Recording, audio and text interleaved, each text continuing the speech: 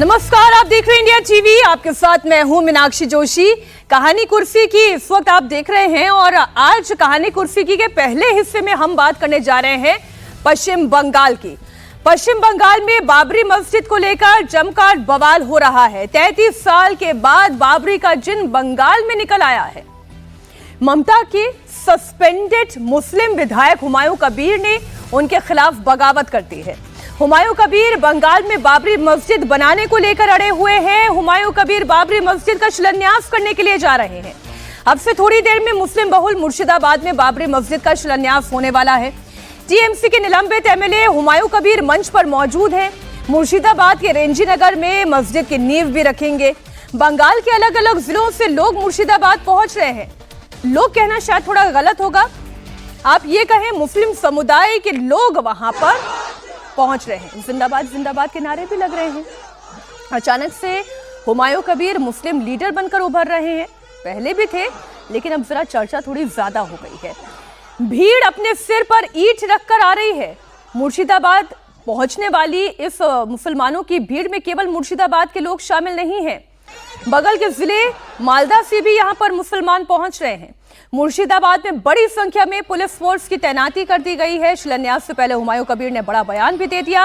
हुमायूं कबीर ने कहा है कि वो शिलान्यास करने जा रहे हैं और पुलिस प्रशासन उन्हें पूरा सपोर्ट दे रही है। इस बयान के दो अर्थ निकल सकते हैं। पहला ये कि पुलिस वहां पर किसी भी तरीके की हिंसा, किसी तरीके की मारपीट, किसी तरीके की अव्यवस्था नहीं होने देना चाहती, इसलिए वो पूरी तरीके से मामले को अपने हाथों में लिए हुए हैं। और दूसरा पहलू ये हो सकता है कि हुमायूं कबीर टीएमसी से दूर तो हो गए हैं, लेकिन पुलिस उनके साथ है। ममता बनर्जी की पुलिस, ये गौर करिएगा, क्या वो हुमायूं कबीर के साथ है? हम करेंगे चर्चा। बेहद खास मेहमान हमारे साथ कहानी कुर्सी की में जुड़े हुए हैं। हमारे साथ हर्षवर्धन त्रिपाठी जी, अवधेश कुमार जी, हमारे साथ समीर चौगावकर जी इस वक्त यहीं स्टूडियो में मौजूद हैं। पहले आपको सुनाते हैं हुमायूं कबीर को किसका मिल रहा है समर्थन, क्या करना वो चाहते हैं, और उसके बाद चर्चा खोलेंगे। पुलिस मेरा पूरा सपोर्ट दे रहा है। पुलिस के साथ बात हो गया। कल ऑनरेबल हाईकोर्ट जो निर्णय लिया इसी पर मुर्शिदाबाद पुलिस, स्टेट पुलिस पूरा मेरे को सपोर्ट दे रहा है, मेरे को सिक्योरिटी दे रहा है, मेरे को शांति से होने के लिए पूरा सपोर्ट पुलिस वाला दे रहा है। रेजीनगर में आपको बुलाया, क्या कर? कोई नहीं बुलाया। आपको पास कौन बोला जो मेरे को बुलाया? मेरे को कोऑपरेशन करने के लिए बुलाया। मैं क्यों जाने का वक्त नहीं मिला। रात में पुलिस को अधिकारी के साथ में वेन्यू में बात हो गया। कोई नहीं बुलाया। आपको अपप्रचार कर रहा है। आपको दुश्मनी करके ये नहीं होने देने के लिए आपको किसी को बात मुझे मुख पर ऊपर है। ये बड़ा दिलचस्प है कि हुमायूं कबीर अब टीएमसी के साथ नहीं है, वहां से निलंबित विधायक है, लेकिन कह रहे हैं कि पुलिस उनके साथ है, सिक्योरिटी उनके साथ है और मुसलमानों की भीड़ तो उनके साथ दिखाई दे ही रही है। आज सुबह से सिर पर ईंट लेकर बंगाल के तमाम जिलों से लोग मुर्शिदाबाद पहुंच रहे हैं। मुसलमानों की भारी भीड़ खुलकर हुमायूं कबीर के समर्थन में नारेबाजी कर रही है। ममता बनर्जी की तरफ से लिए गए एक्शन पर उनका गुस्सा फूट रहा है। आप ये बयान सुनिए। ये हमारा जो मस्जिद बना है हुमायूं कबीर, ये बहुत हम लोग बहुत सभी आदमी को खुश है, बहुत खुश है। सबसे अच्छा यही है। हम हुमायूं कबीर जिधर जाएगा हम लोग उधर ही है। कोई बोल नहीं सकता हुमायूं कबीर के आगे। यही बात है हम लोग का। हुमायूं कबीर के आगे कोई बोल नहीं सकता, कोई बोल भी नहीं सकेगा। और अच्छा, ये हुमायूं कबीर तो इस इलाके का विधायक भी नहीं है, वो भरतपुर का विधायक है, फिर भी आप लोग उनके साथ हैं? हम लोग हुमायूं कबीर का साथ है। जो हम लोग का साथ है, हम लोग उस लोग का साथ है। हम लोग को साथ जो देगा। हमारा ये जो बाबरी मस्जिद था 1992 6 दिसंबर हमसे छीना गया था, तो अभी ये फिर से हमको वापस करने के लिए हुमायूं कबीर एक चुनौती है, नेता है जो हमको वापस कर सकता है। वो बार बार बहुत तकलीफ का साथ झेलना पड़ा और बहुत चैलेंजिंग का साथ आज यहाँ पर खड़ा हुआ। हम लोग देख रहे हैं, बहुत खुश है। हुमायूं कबीर को सस्पेंड कर दिया गया था। हमको एक चीज बताना है ममता बनर्जी को, मुस्लिम को लेके तुम मत छेड़ोगे तो तुम डूब जाओगे। हाँ, यही चीज ममता बनर्जी को हम बोलना चाहते हैं। आप मुर्शिदाबाद के जितने भी लोग हैं, आप जितने अल्पसंख्यक लोग हैं, वो क्या ममता बनर्जी के साथ अभी नहीं हो? बिल्कुल नहीं है, बिल्कुल नहीं है, नहीं चाहिए, बिल्कुल भी नहीं है। इतना दिन वो गद्दार है। अब हम लोग समझ में आ गए हम लोग को कि इतना दिन हमसे वो जो किया वो नाटक किया है। और अभी उसको हम एक चीज बताना चाहती है, ना संगम ना मुश्किल तो क्या मजा जीने में, तूफान थम जाए आधी रात को जब लक्ष्य रहे सीने में। हुमायूं कबीर जिंदाबाद। तो जो लोग कह रहे हैं उसे बहुत गौर से सुनने और समझने की जरूरत है। पश्चिम बंगाल, जहां की मुस्लिम आबादी 33% है, जिस मुर्शिदाबाद में सब कुछ हो रहा है वहां की मुस्लिम आबादी 66% है। बहुसंख्यक मुसलमान आबादी है और वहां पर अगर मुस्लिम वोटर ये कहता है कि मुसलमानों को अगर छेड़ोगे तो डूब जाओगे, क्या ममता बनर्जी ने गलती कर दी है? हम चर्चा को यहीं से आगे लेकर चलते हैं। हर्षवर्धन जी, क्या ममता बनर्जी ने गलती कर दी है? ये ममता बनर्जी ने कोई गलती नहीं की है।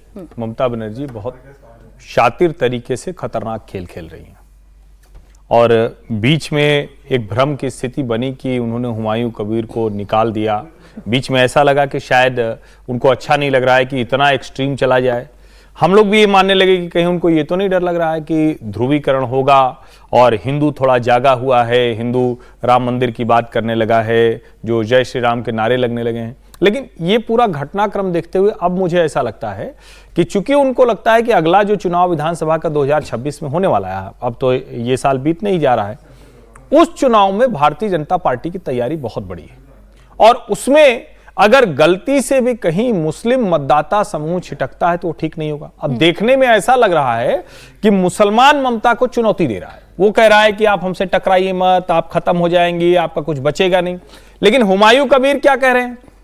कह रहे हैं पुलिस हमारा साथ दे रही है, सारे लोग। अब क्या आपको लगता है कि ममता बनर्जी के राज में, अभी एक उदाहरण के तौर पर मान लीजिए कि कोई कहे कि हम एक मंदिर बनाने जा रहे हैं जिससे ममता जी ना राजी हों, उनको लगे कि नहीं ये नहीं बनना चाहिए, क्या ऐसे लोग सर पर ईंट रखकर, बालू सीमेंट लेकर, ट्रक की कतार लगाकर वो जा सकते हैं? वो संभव नहीं होगा, किसी स्थिति में संभव नहीं होगा।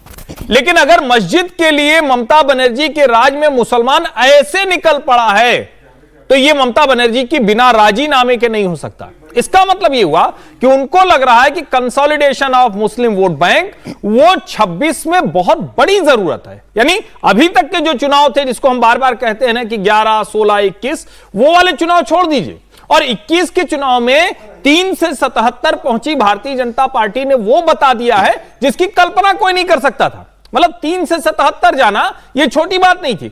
ऐसे में ममता बनर्जी को लगता है कि ये पूरी तरह से मुस्लिम वोट बैंक का कंसोलिडेशन हो। हम ये कहते दिखे कि अरे नहीं, हम तो कानून व्यवस्था के पक्ष में थे और हिंदू कंसोलिडेशन उस तरह से ना हो। लेकिन मैं बिना किसी संदेह के, बिना किसी संकोच के ये कह रहा हूं कि ये सब ममता बनर्जी के इशारे पर हो रहा है। मैं एक डेटा जरा दर्शकों के सामने रख देती हूं और अब स्टूडियो में हमारे साथ संगीत रागी जी भी जुड़ गए हैं। स्वागत संगीत जी आपका भी। अब देखिए, ममता बनर्जी मुस्लिम वोट के बिना और कंसोलिडेटेड मुस्लिम वोट के बिना चौथी बार पश्चिम बंगाल के मुख्यमंत्री नहीं बन सकती। उसके पीछे कारण क्या है वो मैं आंकड़ों के जरिए आपको बता देती हूं। साल 2006 में जब विधानसभा चुनाव हुए थे तब ममता बनर्जी को कितना प्रतिशत मुस्लिम वोट मिला था? वो 22% था।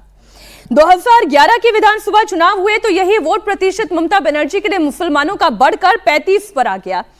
2016 में ये 51 हुआ, 2019 के चुनाव में ये 70% पर चला गया और 2021 विधानसभा चुनाव तक आते आते 75 और 24 में 73% वोट बैंक उनके साथ बिल्कुल फेविकॉल के जोड़ की तरह अवधेश जी खड़ा हुआ था। ऐसी परिस्थिति में अगर मुसलमान वहां का ये कहता है कि ममता बनर्जी ने ये ठीक नहीं किया, हुमायूं कबीर को पार्टी से निकाल दिया, अल्लाहू अकबर, नारा तकबीर के नारे जब लगने लग जाएं, मुस्लिम बहुल इलाके मालदा, मुर्शिदाबाद के मुस्लिम एक साथ कंसोलिडेट होकर एक व्यक्ति के पीछे खड़े हो जाए और उसमें ममता बनर्जी को भी दरकिनार करने के लिए तैयार हो जाए, तो ये जो हर्षवर्धन जी कह रहे हैं कि ये पश्चिम बंगाल में ममता बनर्जी एक खतरनाक राजनीति कर रही हैं, ये सच है या ममता बनर्जी ने गलती की है, ये दिखता है? नहीं, ममता बनर्जी ने पहले ही हम लोगों ने कहा कि वो शेर की सवारी किया है उन्होंने, कि अब आप चढ़ते हैं तब भी समस्या है, उतरते हैं तब भी शेर खा जाएगा ये। हालांकि शेर की तुलना इनसे नहीं हो सकती है। क्या ममता बनर्जी की सरकार के न चाहने पर यह कार्यक्रम संभव है? बिना चाहते कैसे संभव है? आपने सस्पेंड कर दिया है। क्या क्यों सस्पेंड कर दिया फिर सर? वो इसलिए कि वो स्वतंत्र होकर काम करे। पार्टी में रहेगा तो समस्या होगी, क्योंकि सस्पेंड क्या करना है, उसको अरेस्ट करके अंदर करना चाहिए था। ये समस्या कैसी जब हाई कोर्ट ये कह देता है कि कोई ऐसा लिंक ही नहीं है, कोई ऐसा कारण ही नहीं है कि हुमायूं कबीर को रोका जा सके, तो सरकार क्यों रोके? नहीं, बिल्कुल नहीं। सुनिए, ऐसा किसी को मस्जिद बनाने से कहीं नहीं रोका जा सकता है। कोई मंदिर बनाना चाहे अपने जमीन पर, उसको आप नहीं रोक सकते हैं। हाई कोर्ट ने कानून की बात की है कि भाई हम किस आधार पर रोक देंगे, वो ठीक है। लेकिन सरकार को तो स्थिति देखनी है कि वहाँ कम्युनल टेंशन नहीं हो, शांति बनी रहे, लॉ एंड ऑर्डर कायम रहे, और तो सरकार की भूमिका अलग होती है। वो बाबरी मस्जिद कह के बना रहा है, समस्या केवल इतनी है। वो 500 मस्जिदें नींव रख के बनाएंगे, उससे कोई समस्या ही नहीं है। अब वो नाम रखना भी उसका अधिकार है, तो कानून तो उसके मार्ग में नहीं आएगा। कानून तो तब आएगा जब वहां समस्या पैदा होगी। हाईकोर्ट ने पहले भी बहुत सारी बातें की है, क्या ममता बनर्जी सरकार ने उसका पालन किया है? हाईकोर्ट ने कितनी टिप्पणियां उनके बारे में की है, क्या उसका पालन हुआ है? वो तो हाईकोर्ट पर आरोप लगा देती है, पहुंच गई है। देखिए, ये केवल पॉलिटिकल इशू नहीं है। 16 अगस्त 1946 को देश में एक डायरेक्ट एक्शन डे हुआ था। मैं पिछले लंबे समय से देख रहा हूं कि अलग अलग तरीके के अपने आज की परिस्थितियों में लगातार देश भर में डायरेक्ट एक्शन डे हो रहा है, जिसमें पश्चिम बंगाल जो है उसके शीर्ष पर है। तो आज आप देखिए, वहां सऊदी का मुस्लिम आ गया है। इसमें कई सवाल खड़े होते हैं। अगर बाबरी मस्जिद बाहर बनाई जा सकती है बाबरी के नाम पर, तो जिस समय राम जन्मभूमि के समाधान के लिए यह ऑफर किया गया था कि बाबरी मस्जिद उठा के हम दूसरी जगह शिफ्ट कर देते हैं, मुसलमान इसके लिए तैयार हो जाएं, तो उस समय क्यों नहीं तैयार हुए? अगर हो सकता है दूसरी जगह, और आज तक के लड़ाई चलती रही है। नहीं, ये तो मसला ही दूसरा और तो आज नहीं है। इसका दूसरा पहलू यह भी है कि क्या मस्जिद के लिए बहुत बड़ा सेरेमनी करके क्या हुआ, उसमें कोई मंत्र पढ़ा जाएगा कि वहां सऊदी मौलवी की जरूरत पड़ती है, क्योंकि नींव वगैरह डालने की हमारे यहाँ तो परंपरा है। सुनिए, आप कौन अपनी परंपरा कैसे मनाता है? मैं आपसे ये कह रही हूँ, वो मौलवी बुलाए, मौलाना बुलाए, मंच बड़ा बनाए, मंच छोटा बनाए, हुमायूं कबीर मस्जिद बनाए या ना बनाए, मेरा विषय ये है कि ममता बनर्जी अगर इनके साथ नहीं है तो फिर पुलिस प्रशासन इनके साथ कैसे है? और अगर ममता बनर्जी की पुलिस इनके साथ है तो फिर तो अनफेड समीर जी, ममता बनर्जी भी साथ है। एक बात मैं जोड़ दूं, ये बार बार हम लोग भटके नहीं कहीं से भी। ये बाबरी कहीं और बनाना, कोई समझौता कर लेना, इस सब से इसका नहीं जुड़ाव है। एक लाइन की बात है कि एक ममता सरकार का विधायक, उनका बहुत नजदीकी व्यक्ति, वो खड़ा होकर कहता है कि हम बाबर के नाम पर अब मस्जिद बनाएंगे। एक लाइन की बात है, इस पे डिबेट होनी चाहिए। और इसका सीधा सा मतलब यह हुआ कि जो हिंदुओं को परेशान करता है, जो हिंदुओं को पीड़ा देता है, जिसको लेकर बार बार उनको लगता है कि 1528 मेरे ख्याल से उनका सेनापति, उसका मीर बाकी, वो जाके वहां राम मंदिर तोड़ता है, वो वाला घाव रिसे। आप इसको यूं देखिए बस। बाकी ये कौन आया, क्या कर रहा है, सऊदी से आए, दुनिया के किसी हिस्से, उससे कोई लेना देना नहीं। असली बात है क्या ये हिंदुओं के घाव को कुरेदने को इस देश में स्वीकार किया जाना चाहिए। असली बात ये नहीं, मैं तो स्वीकार पे भी नहीं जा रही हूं सर। मैं ये कह रही हूं कि आप ममता बनर्जी को भी ये स्वीकार नहीं था, इसलिए उन्होंने हुमायूं कबीर को पार्टी से बाहर निकाल दिया, या ममता बनर्जी खुलकर काम करने देना चाहती थी। जो बात अवधेश आपने कही, मैं उसी को एक्सटेंशन दे रही हूं कि अगर निलंबित किया तो वो दरअसल उन्हें स्वतंत्र होकर काम करने देने की आजादी करना चाहती थी, कि वो हिंदुओं का घाव रिसे ऐसा महसूस क्यों करने दे जनता को कि इसमें ममता बनर्जी का भी हाथ है। तो जाओ, तुम स्वतंत्र हो, तुम्हें जो करना वो करो। देखिए, ममता बनर्जी अब जो चुनाव आ रहा है 2000, अभी ये कुछ ही महीने के बाद जब चुनाव है 3 महीने के अंदर, अब सीधा सीधा वो सांप्रदायिकता के आधार पर लड़ना चाहती है, और वो सीधे सीधे मुसलमान कम्युनिटी को संदेश देना चाहती है कि मैं आपके साथ हूं, भले मैं मुख्यमंत्री हूं, लेकिन मेरा पूरा समर्थन, नैतिक समर्थन आपके साथ है। मैं खुलकर आपको समर्थन नहीं दे सकते, लेकिन पर्दे के पीछे मेरा आपको पूरा समर्थन है। मेरा प्रशासन आपके साथ है, मेरी पुलिस आपके साथ है, मेरे कार्यकर्ता आपके साथ है, और मेरा धन बल, मेरा बाहुबल सब आपके साथ है। आप खुलकर वहां पर जो लगता है आप कीजिए। और मुझे लगता है कि पर्दे के पीछे हुमायूं कबीर और ममता बनर्जी की बहुत अच्छी अंडरस्टैंडिंग है कि तुम ये सब करो। और मुझे लग रहा है कि ये ओबीसी जिस तरीके से बंगाल के अंदर घुसने की कोशिश कर रहे थे, ओबीसी को रोकने के लिए हुमायूं कबीर के साथ ममता बनर्जी की अंडरस्टैंडिंग है कि आप ये सब करना, मैं आपको पार्टी से निकालूंगी, निष्कासित करूंगी आपको, आप खुलकर करना, पुलिस प्रशासन आपको सहयोग करेगा, आपको जो वर्कर चाहिए वो देंगे। ये ईंट लेकर जो आ रहे हैं, ये लाखों की संख्या में जो वो पहुंच रहे हैं, जिनके लिए गाड़ियां उपलब्ध कराई जा रही है, पेट्रोल पंप में जिनको फ्री में पेट्रोल भराया जा रहा है, 2 व्हीलर में जिनको पेट्रोल फ्री में भराया जा रहा है, जिनके खाने की और रहने की व्यवस्था की जा रही है, कौन कर रहा है? ये वहां के जो मुर्शिदाबाद के, मालदा के और बाकी जगह जो तृणमूल कांग्रेस के जो नेता है, पदाधिकारी, वो सारी व्यवस्था सुनिश्चित कर रहे हैं। और लगातार इन लोगों के संपर्क में ममता बनर्जी अब खुलकर मुस्लिम तुष्टिकरण की राजनीति कर रही है और वो चाहती है कि ये बवाल हो और मुसलमानों का वोट जो टूटने की संभावना थी, एक तरफा मुझे वोट मिले, जिससे मैं फिर जो 2011 से लगातार मुस्लिम वोट बैंक के दम पर मैं मुख्यमंत्री बनी हूं, तो 2026 में फिर मुसलमानों के वोट पे मुख्यमंत्री बनूं। अभी जो अभी आपने राय सुनी यहाँ पर, वो ये एक कॉमन राय जो मुझे यहाँ से अभी समझ में आ रही है कि चुनाव पोलराइज्ड चुनाव होगा, और दूसरी बात, ममता बनर्जी का समर्थन हुमायूं कबीर को हासिल है। ये केवल दिखाने के लिए है कि हुमायूं कबीर उनकी पार्टी का हिस्सा या यूं कहें सस्पेंडेड है। लेकिन जो वहां के मुसलमान हैं, जिस तरीके का वो रिएक्शन दे रहे हैं, वो बिल्कुल विपरीत इसके दिखाई देता है। वहां के मुसलमान, ऐसा लगता है कि वो ममता बनर्जी से बहुत नाराज हैं। वो बार बार ये कह रहे हैं कि सरकार क्यों नहीं साथ दे सकती बाबरी मस्जिद बनाने के लिए, सरकार मुसलमानों के साथ क्यों नहीं खड़ी होती। मीनाक्षी, वहां पे लोग ये कह रहे हैं एक लाइन में, अगर ममता बनर्जी को ये था कि जब आज तो नहीं है कि उसने कल रात को डिक्लेयर किया, 6 दिसंबर का वो पिछले 16 दिन से बोल रहा है कि 6 दिसंबर के दिन मैं ये करने वाला हूं, क्या ममता बनर्जी ने उसे अरेस्ट किया, हाउस अरेस्ट करती, गिरफ्तार कर लेती ममता बनर्जी, कोर्ट से भले उसको माहौल खराब होगा, ये माहौल खराब होगा, आप रोक सकते। अगर कोई व्यक्ति वहां पर मंदिर बोलने का तय करता तो क्या ममता बनर्जी ऐसा व्यवहार करती, तत्काल उसे गिरफ्तार करती कि माहौल खराब कर रहा है। 6 दिसंबर का वो पिछले 16 दिन से कह रहा है, ममता बनर्जी का अगर समर्थन नहीं था तो इसे गिरफ्तार करती। अभी तक जो हमारे पास खबरें आ रही है, हमारे संवाददाता ओंकार सरकार लगातार वहां से जो रिपोर्ट दे रहे हैं कि अभी तक माहौल खराब होने जैसी कोई परिस्थिति दिखाई नहीं दे रही है। पुलिस ने सारी व्यवस्थाओं को अपने हाथों में ले रखा है, तो किसी तरीके की कोई अप्रिय घटना की रिपोर्ट अभी तक तो नहीं आई है। लेकिन ये मुस्लिम वोट का चक्कर है, ये बिल्कुल साफ दिखाई दे रहा है। मुर्शिदाबाद में बाबरी मस्जिद की नींव रखने का कांग्रेस सांसद इमरान मसूद ने विरोध किया है। इमरान मसूद ने भड़कते हुए कहा है कि यह हुमायूं कबीर की जहालत है, वो देश में नफरत फैलाने की कोशिश कर रहे हैं। मस्जिद के नाम पर तमाशा गलत है, मस्जिद इबादत की जगह है, राजनीति की जगह नहीं। और जो चैप्टर बंद हो चुका है उसे बार बार क्यों खोला जा रहा है, आप सुनिए इमरान मसूद को।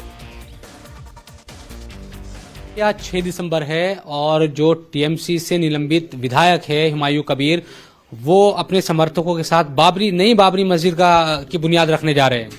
अब पागल आदमी है, मस्जिद सियासत के लिए नहीं है, मस्जिद इबादत के लिए है। वहां जहां मुस्लिम डोमिनेटेड एरिया है वहां तुम ये तमाशा कर लोगे, बाकी देश के अंदर मुसलमानों के साथ क्या होगा? ये जहालत है, ये जहालत है बिल्कुल। वहां की जो सरकार है वो क्यों नहीं रोक रही है कि भाई उनके खिलाफ एक्शन हो? अब ये सरकार बताए, एक तरफ आप निलंबित कर रहे हो, दूसरी तरफ आप रोक क्यों नहीं रहे हो? मस्जिद बनाने दीजिए, मस्जिद को मत रोकिए। मस्जिद बने, लेकिन मस्जिद के नाम के ऊपर ये तमाशा नहीं होना चाहिए भाई। बाबर के नाम से जानबूझकर ये मस्जिद बनाने की बात, मैं कह रहा हूं एक चैप्टर क्लोज हो गया, उसे बार बार उखाड़ करके क्यों नफरत फैला रहे हो देश में? बीजेपी भी और आरएसएस के लोग भी तो यही काम करते हैं। तुम भी नफरत का काम कर रहे हो तो तुम्हें कौन बख्श देगा? तुम भी नफरत का काम कर रहे हो, मतलब तुम भी वही काम कर रहे हो जो बीजेपी और आरएसएस कर रही है, तो फिर बीजेपी और आरएसएस की आलोचना क्यों करते हो? इमरान मसूद का कहने का मतलब ये था। संगीत रागी जी, ये जो 22 सीटों का सवाल खड़ा यहाँ से होता है और इसमें मुर्शिदाबाद, मालदा से आने वाली, और केवल मुर्शिदाबाद की 7 सीटों की बात करें तो इनमें से 1 सीट मात्र बीजेपी के पास है, बाकी 6 सीट ममता बनर्जी के पास है। ममता बनर्जी ने कुछ तो सोचा होगा। देखिए आप लोग इसके 2 हिस्से हैं। एक हिस्सा तो जो ममता बनर्जी सोचती है, ममता बनर्जी इसे अपने वोट के रूप में सोच रही है, लेकिन जो मुसलमान वहां पर खड़ा है वो वोट के रूप में नहीं है। वहां पर वो अपनी आस्था को लेकर के वहां पर खड़ा है, और वो उस आस्था के साथ खड़ा है कि बाबर जैसे आक्रांता, एक इस्लामिक कट्टर आक्रांता जिसने हिंदुओं के मंदिरों को ध्वस्त किया, तोड़ा, हम उस आक्रांता के साथ खड़े हैं। हम मस्जिद उसके नाम पर बनाएंगे। जो लोग कहते थे ना कि बाबर के नाम को कौन ये करता है इस देश में, तो उनको बताया, देखिए वो जानते हैं कि उनको क्या करना है इस देश में। हिंदू संगठन नहीं जानते हैं। हिंदू अपने देश को टूटते हुए, टूट गया देश, इसके बावजूद भी 70 साल में हिंदू नहीं समझा है कि उसको क्या करना है। हिंदुओं ने तो संकल्प किया था, धर्म संसद ने संकल्प किया था कि इस देश में बाबरी मस्जिद नाम की चीज इस देश में कहीं नहीं होगी। चाहे आकाश में बना लो, पताल में बना दो, हम बनने नहीं देंगे। और नहीं बनने देने का मतलब है कि यदि होगा तो हम उसको तोड़ देंगे। संगीत रागी जी, माफी के साथ मैं पूछ रही हूँ आपसे, आप उकसा रहे हैं हिंदू समाज को? प्लीज इस ढंग की भाषा मत बोलिए, मुझे अपनी बात कहने दीजिए। नहीं तो ये आप तो यही बात कह रहे हैं। नहीं, आप मुझे अपनी बात बोल लेने दीजिए। हम कोई उकसा नहीं रहे हैं, आपका दर्शक जान रहा है कि क्या हम कर रहे हैं। हम सिर्फ ये बता रहे हैं, हमें बता रहे हैं कि इस देश में किसी कैसी मानसिकता है। और हिंदू समाज हमेशा सहिष्णुता सहिष्णुता सहिष्णुता सहिष्णुता का रट लगाए हुए रहता है। क्या पश्चिम बंगाल के हिंदुओं का फर्ज नहीं बनता था कि सड़क पर उतर करके इस चीज का प्रतिरोध करे? यदि पश्चिम बंगाल का मुसलमान गोलबंद होकर के मैं कहता हूं, गोलबंद एक महिला को इसलिए क्योंकि वो ब्राह्मण है, हिंदू है, इस नाम पर आकर के खड़े हो जाते हैं उसके साथ, ये नहीं देखते हैं कि ये महिला भारत के अंदर सुहरावर्दी की आत्मा लेकर के खड़ी है। वहां पे बंगाल के अंदर हिंदुओं का उसी प्रकार से प्रताड़ित किया जा रहा है जिस प्रकार से बांग्लादेश के अंदर है। इसके बावजूद भी वहां का हिंदू समाज चुप है। तो ये तो वो जानते हैं कि उनको क्या करना है, हम नहीं जानते हैं कि हमको क्या करना है। मैं सिर्फ इतना बता रहा हूं, मैं किसी को उकसा नहीं रहा हूं। धर्म संसद का, हिंदुओं का, विश्व हिंदू परिषद का यह संकल्प था ना कि हम इस देश में कहीं बाबरी मस्जिद नाम की बाबरी मस्जिद बनेगी ही नहीं। तो आज आकर के उनको तो कुछ करना चाहिए, आज आकर के उनको तो कुछ बोलना चाहिए। एक समय मुझे याद है कि सैयद शहाबुद्दीन ने कहा था कि हम लॉन्ग मार्च करेंगे यदि अयोध्या के अंदर कुछ भी होगा तो अशोक सिंघल जी ने आकर के कहा था कि जिस दिन लॉन्ग मार्च करोगे ना, विश्व हिंदू परिषद वो उत्तर देगा कि लॉन्ग मार्च और शॉर्ट मार्च सब बंद हो जाएगा तुम्हारा। और मुझे याद है वो दिन कि सैयद शहाबुद्दीन ने वो लॉन्ग मार्च अपना विड्रॉ कर लिया था। मैं तो साधु समाज के बारे में बात कर रहा हूं। क्या उनको नहीं चाहिए कि हिंदुओं का जागरण करें? क्या उनको नहीं चाहिए जाकर के कि पश्चिम बंगाल के अंदर सारे हिंदुओं को बताएं कि आपकी बंगाल की धरती पर बांग्लादेश खड़ा हो चुका है, एक पाकिस्तान खड़ा हो चुका है, एक मानसिकता खड़ी हो चुकी है जो पाकिस्तान के साथ है, जो बांग्लादेश के साथ है, जो बर्बर इस्लामिक आतंकवादी जिसे आप बाबर के नाम से जानते हैं, उसकी आत्मा के साथ खड़ा है। और आप अभी भी सो रहे हैं, अभी भी आपकी तंद्रा नहीं टूटी है, अभी भी आप में जागरण नहीं हुआ है। तो दोष उनका नहीं है भाई, दोष हमारे अंदर, अपने अंदर झांकने की है कि क्या हम राजनीतिक तौर पर, हिंदू राजनीतिक तौर पर संगठित हुआ है क्या इस देश में? हिंदू राजनीतिक तौर पर संगठित नहीं हुआ है। 1 मिनट और लेना हिंदू जाति के नाम पर विभाजित है। हिंदू जिस दिन हिंदू के नाम पर राजनीतिक तौर पर संगठित होगा, एक बाबरी मस्जिद की ईंट नहीं खड़ी होगी। साधु समाज मैदान में उतरता है या नहीं उतरता है, वहां का हिंदू कंसोलिडेट होता है या नहीं होता है, ये देश तो डेमोक्रेसी से चलता है ना। जब हाईकोर्ट रागी जी ये कह देता है कि कोई भी मस्जिद बना सकता है, किसी भी नाम से वो मस्जिद बनाई जा सकती है, और वहां का मुस्लिम समाज इसके लिए गोलबंद भी होकर खड़ा हो जाता है, तो ये मुसलमानों के अंदर जो आप ये इस वक्त हिंदुओं के अंदर पैदा करने की कोशिश कर रहे हैं ना, कि वो भी मैदान पे निकल आए, वो भी इस मार्च के खिलाफ आकर खड़ा हो जाए, इसे उकसाना ही कहते हैं। संगीत रागी, देखिए आपको अपनी व्याख्या है रागी जी, इसे उकसाना ही कहते हैं। सुनिए मीनाक्षी जी, ये आप अपनी भाषा आप अपने पास रखिए, आप इसे अपनी व्याख्या अपने पास रखिए। जो मुझे कहना है वो मैं अपनी बात बोलूंगा। आपको सामने दिखाई नहीं दे रहा है, ये उकसावे की कार्रवाई नहीं है। इसमें क्या उकसावे की कार्रवाई है? उकसावे की कार्रवाई नहीं है। क्या उकसावे की कार्रवाई? इस देश की धरती पर बाबर जैसे आक्रांता का उसके नाम पर मस्जिद बने, और ये जानते हुए कि उसी के नाम पर ये भारत का हिंदू समाज आकर के खड़ा है, उसके मंदिरों को ध्वस्त किया गया है। क्या इस देश की डेमोक्रेसी केवल हिंदुओं के साथ खड़ी हुई है? नहीं, एक काम नहीं, इस देश की डेमोक्रेसी अगर हुमायूं कबीर खड़ा होकर रागी जी, जब आपने ये कहा कि इस देश के मुसलमान जब किसी आक्रांता के खिलाफ वहां जाकर मस्जिद बनाना चाहते हैं, तो फिर देश की हाईकोर्ट कहे ना कि नहीं रखा जा सकता बाबरी के नाम पर एक मस्जिद का नाम? भाई हाई कोर्ट क्यों नहीं कह रहा है? हाई कोर्ट, पश्चिम बंगाल सरकार क्यों नहीं कह रही है? मैं हाई कोर्ट देश की सरकार क्यों नहीं कह रही है? सर, हाई कोर्ट केवल साधु संतों के हाथ में जिम्मेदारी थमा देने से आगे जी नहीं होगा। नहीं तो साधु संत क्या सिर्फ बैठ करके कथा वाचन करने के लिए हैं? कथा वाचन करने के लिए क्या साधु संत? साधु संतों का दायित्व सिर्फ इतना नहीं है। सुन लीजिए, मैं इस बहस में नहीं पढ़ना चाहता। सुनिए मीनाक्षी जी, सुनिए, नहीं, मैं इससे खत्म करूंगा। साधु संतों का सिर्फ काम कथा वाचन करके चंदा इकट्ठा करना नहीं है। मैं ये फिर बात बहुत गंभीरता के साथ बोल रहा हूं। जब साधु संत सड़क पर उतरा था तभी जाकर के राम मंदिर का मूवमेंट खड़ा हुआ था। डेमोक्रेसी से चलता है, फैसला हाई कोर्ट को लेना था। राम मंदिर भी खड़ा हुआ तो सुप्रीम कोर्ट के आदेश पर खड़ा हुआ। राम मंदिर मूवमेंट पर सुप्रीम कोर्ट ने निर्णय लिया था क्या? राम मंदिर मूवमेंट पर सुप्रीम कोर्ट ने निर्णय लिया था क्या? देखो, तो राम मंदिर में किसने निर्णय लिया था? अरे बैठ करके चुपचाप बैठ गई थी। अरे आपको जानकारी नहीं है? नहीं, आपको जानकारी नहीं है, बिल्कुल जानकारी नहीं है। सुप्रीम कोर्ट का फैसला था। नहीं, आपको जानकारी है, आपको जानकारी नहीं है शिलान्यास के समय कैसे सुप्रीम कोर्ट बैठ गया था। कर दिया। मेरा एक लाइन यह है कि किसी भी समुदाय को कानून और संविधान के तहत विरोध प्रदर्शन अहिंसक तरीके से करने का अधिकार है। वहां तक कानून या लोकतंत्र को समस्या नहीं होती है। तो अगर हिंदू समाज देश में कहीं भी इसका विरोध करता है अहिंसक तरीके से उठ के, तो यह उसका अधिकार है और उसको करना ही चाहिए।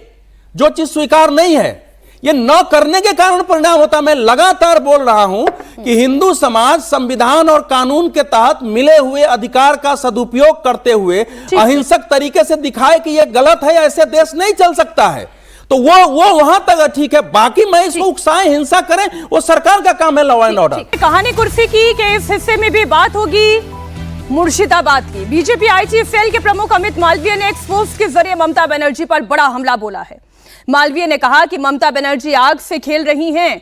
हुमायूं कबीर को ममता का पूरा साथ मिल रहा है ताकि चुनाव से पहले मुस्लिम वोटों का पोलराइजेशन हो सके। अमित मालवीय ने कहा कि हुमायूं कबीर खुद बता रहे हैं कि बंगाल पुलिस का उन्हें पूरा सहयोग मिल रहा है। ऐसे में मुर्शिदाबाद के जिस इलाके में बाबरी मस्जिद बनाया जा रहा है वो एक सेंसिटिव इलाका है। माहौल अगर बिगड़ा तो ये नेशनल सिक्योरिटी पर खतरा पैदा कर सकता है। वो पूरी पोस्ट में आपके सामने रख रही हूं। और इसी तरफ जो है बीजेपी नेता मुख्तार अब्बास नकवी भी इंडिकेट कर रहे हैं। बाबरी मस्जिद बनाने को लेकर उन्होंने तंज कसा। उन्होंने कहा कि बाबर ही नहीं हो, उसके बाप दादा भी आ जाए तो अब दोबारा हिंदुस्तान की धरती पर बाबरी मस्जिद नहीं बन सकती। हुमायूं छोड़ो, बाबर का बाप उमर शेख भी कब्र से निकल करके आ जाएगा तो भी बाबरी मस्जिद का जो है वो कलंक जो है वो दोबारा इस देश में नहीं पैदा कर पाएगा।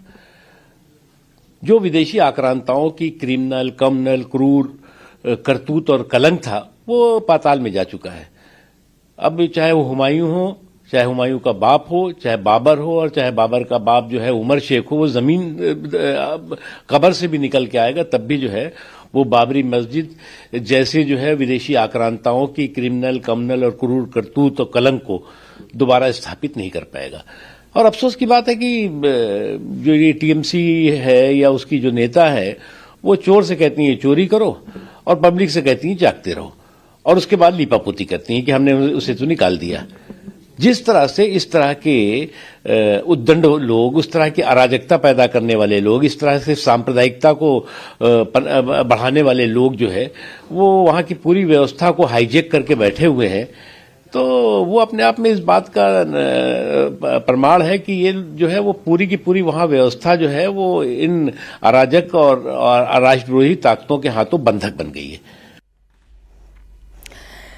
हर्षवर्धन जी, मुख्तार अब्बास नकवी ने ये बात कह तो दी कि हुमायूं आ जाए, हुमायूं का बाप आ जाए, बाबर का भी बाप आ जाए तो भी यहाँ पर बाबरी मस्जिद का निर्माण नहीं हो सकता। ये कहते हुए उन्होंने ये नहीं देखा कि आज नींव डालने का पूरा आयोजन हो चुका है। सिर पर ईंट रखकर मुसलमान जो है आगे बढ़ रहे हैं और मस्जिद बनेगी, इसमें पुलिस का भी समर्थन मिला हुआ है। तो ये लंबी लंबी बातें करने का मतलब क्या, जब आंखों के सामने सब कुछ हो रहा है? कहां है बीजेपी की यूनिट? बिहार में निकली क्या बीजेपी, ये बंगाल में निकली क्या, मुर्शिदाबाद में निकली क्या बीजेपी की यूनिट विरोध करने के लिए? नहीं, देखिए, भारतीय जनता पार्टी विरोध कर रही है, वो किस हद तक जाकर करना चाहिए ये भारतीय जनता पार्टी के लोगों को तय करना है। लेकिन मूल बात मैंने पहले भी कही कि जो हिंदुओं के घाव को और जो रिस रहा है उस पर और जिसको कहें कि कुरेदने की कोशिश है, जो उसमें और चुभोने की कोशिश है, ये खतरनाक है। लेकिन मुख्तार अब्बास नकवी तो ठीक बात कर रहे हैं ना, देश का मुसलमान तो ऐसे ही बोलना चाहिए। और अगर देश का हर मुसलमान ऐसे बोले तो ये ईंट लादे हुए जो जिनको पता ही नहीं है कि बाबर के नाम पर वो क्यों, उनकी जमीन यहाँ की सब कुछ यहीं पैदाइश सारा कुछ हो, तो कन्वर्ट लोग हैं ये। तो इनको कौन पूछ रहा है? क्या इनको हिंदुस्तान की पहचान ना हो, भारत की पहचान ना हो तो इनको कहीं पूछने वाला है क्या? और ये बाबर के नाम पर तैयार बैठे हुए हैं। तो मुझे लगता है मुख्तार अब्बास नकवी एक भारतीय मुसलमान की तरह बात कर रहे हैं, और ये जो हुमायूं कबीर के पीछे खड़े लोग हैं ये उस भावना को बार बार भड़का रहे हैं जिसकी वजह से इस देश में हिंदू को हमेशा लगता है कि हमने आपको सिर माथे पर बिठाया, पाकिस्तान पूरा का पूरा मुल्क इस्लामिक दे दिया, हमारे यहां आतंकवाद की घटनाएं उसकी वजह से होती हैं, रोज हिंदू मुस्लिम एक संघर्ष की स्थिति होती है, उसके बावजूद आप इस तरह के काम करते हैं। और देखिए एक बात आप कह रही थी कि हाईकोर्ट ने कह दिया, हाईकोर्ट तो नियम कानून से चलेगा ना, तो नियम कानून क्या है कि भाई ठीक है कोई मस्जिद रख रहा है, ठीक नहीं, लेकिन क्या हाईकोर्ट में इस बात पर डिबेट हुई? मैंने नहीं देखा है, क्या ये डिबेट हुई कि क्या बाबर के नाम पर, जिस पर 500 वर्षों के संघर्ष के बाद हिंदू समाज को राम मंदिर मिला, उस बाबर के नाम पर फिर से एक मस्जिद बनानी चाहिए? और मस्जिद पे किसको ऐतराज है भाई? एक बड़ी खबर आपको दे दे, मुर्शिदाबाद में बाबरी मस्जिद की नींव रख दी गई है। हुमायूं कबीर ने बाबरी मस्जिद की नींव रख दी। अब बीजेपी के नेता भले ये कहते रहे कि चाहे हुमायूं आ जाए, हुमायूं का बाप बाबर आ जाए या उसका बाप उमर शेख आ जाए, लेकिन मस्जिद की नींव तो रख दी गई ना। वहां पर क्या बीजेपी उतरी? और बल्कि मैं तो ये कह रही हूँ, ये तस्वीरें देखते हुए भी मैं ये कह रही हूँ कि जब पोलराइजेशन होता है तो काउंटर पोलराइजेशन भी होता है, वो ध्रुवीकरण भी होता है। आप सामाजिक समरसता के इतर इस बात को पूरी राजनीतिक दृष्टि से देखने की कोशिश करें तो क्या फायदा बीजेपी का होगा? क्या बीजेपी ये नहीं सोचकर चल रही है काउंटर पोलराइजेशन में क्या बीजेपी का फायदा नहीं है? क्या इन सारी चीजों को जानते हुए समझते हुए क्या बीजेपी ने एक रिस्क उठाने की कोशिश की समीर जी? देखिए कि वो जब यहाँ पर नींव रखी जा रही थी तो यहाँ आकर खड़े होकर इसका विरोध करती। निश्चित रूप से ये कोई रातों रात होने वाली घटना नहीं है। 6 दिसंबर को वो नींव रखने वाले बाबरी मस्जिद की वो खुलेआम कह रहे थे, और सिर्फ बंगाल ही नहीं पूरे देश के अंदर इस बात की चर्चा थी। और हुमायूं कबीर जब बार बार बोले तो मुझे लगता है कि बंगाल बीजेपी को, बंगाल विश्व हिंदू परिषद को, बंगाल बजरंग दल को और बंगाल के तमाम हिंदू संगठनों को कल वहां पर पहुंच जाना चाहिए था कि भाई बंगाल के अंदर और भारत की भूमि पर यह नहीं होगा। और उस बंगाल में तो बिल्कुल नहीं होगा जिस बंगाल की भूमि से श्यामा प्रसाद मुखर्जी निकले और जिन्होंने अपना बलिदान दिया है, उस श्यामा प्रसाद मुखर्जी की भूमि पर इस तरीके से हम ये बर्दाश्त नहीं करेंगे मुझे लगता है। लेकिन अब हुमायूं कबीर जैसे कबीर सबके थे, जैसे हुमायूं कबीर सबके थे वैसे ये हुमायूं कबीर, जैसे कबीर सबके थे वैसे हुमायूं कबीर भी सबके। ये कांग्रेस में भी रहे, ये बीजेपी में रहे। जब बीजेपी में आते तो बीजेपी कहते हैं कि एक राष्ट्रवादी मुसलमान हमारे पास आया है, तब क्या बीजेपी को पता नहीं था कि हुमायूं कबीर की मानसिकता क्या है? उसके बाद फिर बीजेपी से लौट कर टीएमसी में आती, बीजेपी से चुनाव हारते हैं, ये टीएमसी में आ जाते हैं और टीएमसी से रख रहे। आज इन्हें ये गद्दार और राष्ट्रद्रोही नजर आ रहा है बीजेपी को। तो बीजेपी को ऐसे नेता को देखना चाहिए कि आप किनको पार्टी में ले रहे हो, किस तरह के लोगों को ले रहे हो। मैं तो ये कह रही हूँ कि बीजेपी ये जानती है कि काउंटर पोलराइजेशन हो रहा है, वो इसे अपने हित की तरह देख रही होगी। निश्चित रूप से बिल्कुल देख रही होगी, लेकिन मुझे लगता है कि विश्व हिंदू परिषद और बजरंग दल को तो देखना चाहिए। वो तो कोई भारतीय जनता पार्टी के लिए काम नहीं करते, उन्हें तो कम से कम सड़क पर उतरकर इस बात का विरोध करना चाहिए था। तो मुझे लग रहा है कि बंगाल के अंदर आज जो ये नींव रखी गई है, ये पूरे आने वाले समय के अंदर बंगाल के अंदर हिंदू बनाम मुसलमान का एक नया झगड़ा की भूमिका तैयार हो गई। उसकी नींव आज हुमायूं कबीर ने डाल दी है। मीनाक्षी, अब आपको जो करना है आप करते रहिए। अब भारतीय जनता पार्टी को जो करना है करे, विश्व हिंदू परिषद को जो करना है करे। एक हमारे यहाँ कहावत थी, कौवा कान लेकर के उड़ गया, फिर आप उसके पीछे आप भागते रहिए, वो कान कभी ना वापस मिले। बाबरी मस्जिद की नींव आज बंगाल की धरती पर रख दी गई और वहां आप कह रहे हैं ना पॉलिटिकल ऑप्टिक्स से भी देखिए, बंगाल का हिंदू भी भारतीय जनता पार्टी के साथ तब खड़ा होता जब भारतीय जनता पार्टी वहां इस मुद्दे पर सड़क पर लड़ती हुई दिखती या हिंदू संगठन सड़क पर उतरा हुआ दिखता। और ये बात सवाल सिर्फ बंगाल के हिंदुओं का नहीं है, ये पूरे देश के हिंदुओं के लिए है। आबाद कहते हैं सौर दिवस मनाता है ना, क्योंकि हमने उस ढांचे को तोड़ दिया था, हम उसे मानते थे वो हमारी गुलामी का प्रतीक है। वो इस्लामिक बर्बरता का प्रतीक था, हमने उसको तोड़ दिया था। हमने क्यों तोड़ा था? क्योंकि हम उस इस्लामिक बर्बरता के प्रतीक चिन्ह को हम नष्ट कर देना चाहते हैं। कोई एक दूसरा आकर के खड़ा करता है कि ढांचा छोड़ो, हम तो बाबर के नाम पर ही मस्जिद वहां पर खड़ा करेंगे। और ये इसके बावजूद हिंदू समाज में कोई प्रतिरोध की शक्ति नहीं बची है। हिंदू समाज, मैं ये नहीं कह रहा हूं कि आप लाठी लेकर के, डंडे लेकर के, आपने पिछली बार कहा ना, हमको उकसाया ना कि आप उकसाने वाली बात, मैं कह रहा हूं कि यदि हिंदू समाज सड़क पर यदि शांतिपूर्ण प्रदर्शन करने के लिए 2 लाख कलकत्ता की सड़कों पर हिंदू यदि प्रदर्शन करने के लिए उतर जाता, बंगाल के गली कूचे में यदि वहां का हिंदू जो है वो शांतिपूर्ण प्रदर्शन करने के लिए उतर जाता, क्या ममता बनर्जी की यह हिम्मत पड़ती कि ऐसी चीजों को होने देता? नहीं होता ये। चूंकि हिंदू, मैं बार बार कहता हूं, उनको पता है कि वो क्या है कर रहे हैं। हमको 70 साल में अपना देश विभाजित करवाने के बावजूद भी हमको नहीं अभी तक पता है कि हमको क्या करना है। ठीक, मैं एक और रिएक्शन दर्शकों के सामने रख दूं। बीजेपी नेता शहनवाज हुसैन ने ममता बनर्जी पर अटैक किया। शहनवाज हुसैन ने कहा कि हुमायूं कबीर को पहले ममता ने ही भड़काया, बाबरी मस्जिद बनाने का ऐलान करवाया, अब जब विरोध शुरू हुआ तो उसे मीर जाफर करार दे दिया गया। शहनवाज हुसैन ने कहा कि हुमायूं कबीर को यह सारा ड्रामा करना बंद कर देना चाहिए। शहनवाज हुसैन लड़ने आज बाबरी को याद करने का दिन नहीं है, बराबरी को याद करने का दिन है। भारत के मुसलमानों को बाबरी नहीं चाहिए, बराबरी चाहिए। ममता बनर्जी अपने एमएलए से पहले बाबरी मस्जिद बनाने का ऐलान करवाती है, जब रिएक्शन हो जाता है हिंदू समाज में तब उसको बाहर कर देती हैं, मीर जाफर बता देती हैं। ये चलेगा नहीं, चौलवे ना। देखिए, हुमायूं कबीर पब्लिसिटी चाहते हैं। पहले वो ममता बनर्जी और टीएमसी के उकसाने पर उन्होंने बाबरी मस्जिद बनाने की बात की। भारत में अब कोई बाबरी मस्जिद के लिए स्थान नहीं है। कहीं भी कोई मस्जिद बनाए, कोई रोक नहीं है भारत में। लेकिन कोई बाबर के नाम पे बनाएगा तो लोगों का गुस्सा जायज है। हुमायूं कबीर ड्रामा करना बंद करे। जो बात शहनवाज हुसैन कह रहे हैं और रागी जी जो बात कहते रह गए, वो बाइट प्ले हो गई थी। कौन जा रहा है वहां पर? नहीं, बस एक ही लाइन बोल चुके हैं। ये जितने मुस्लिम, चाहे वो शहनवाज जी हों, चाहे नकवी जी हों, इनको अपने समाज में कितनी पैठ है, ये अपने समाज में कितने लोगों को सड़क पर उतार सकते हैं। तो आज के दिन में उनको मुस्लिम समाज उनको स्वीकार्य नहीं करता है। लेकिन मेरा विषय ये है कि वहां पर जो अब ये पॉलिटिक्स है, इसका 26 के चुनाव में अब देखिए क्या रिफ्लेक्शन दिखाई देगा। मुसलमान एक एंगल ये जो दिख रहा है कि ममता बनर्जी की वहां पर खिलाफत करते हुए सुनाई दे रहा है, क्योंकि सुबह 10 बजे से लगातार मैं वहां के लोगों का जो रिएक्शन सुन रही हूँ, वो ये कह रहे हैं ममता बनर्जी ने ठीक नहीं किया, हुमायूं कबीर को पार्टी से निकाल देना ठीक नहीं किया, बाबरी मस्जिद का साथ देना नहीं उन्होंने दिया, ये ठीक नहीं किया। वो सच्चाई है या जो आप कह रहे हैं कि ममता बनर्जी का खुला समर्थन है, पुलिस साथ में खड़ी हुई है, ये सच्चाई है?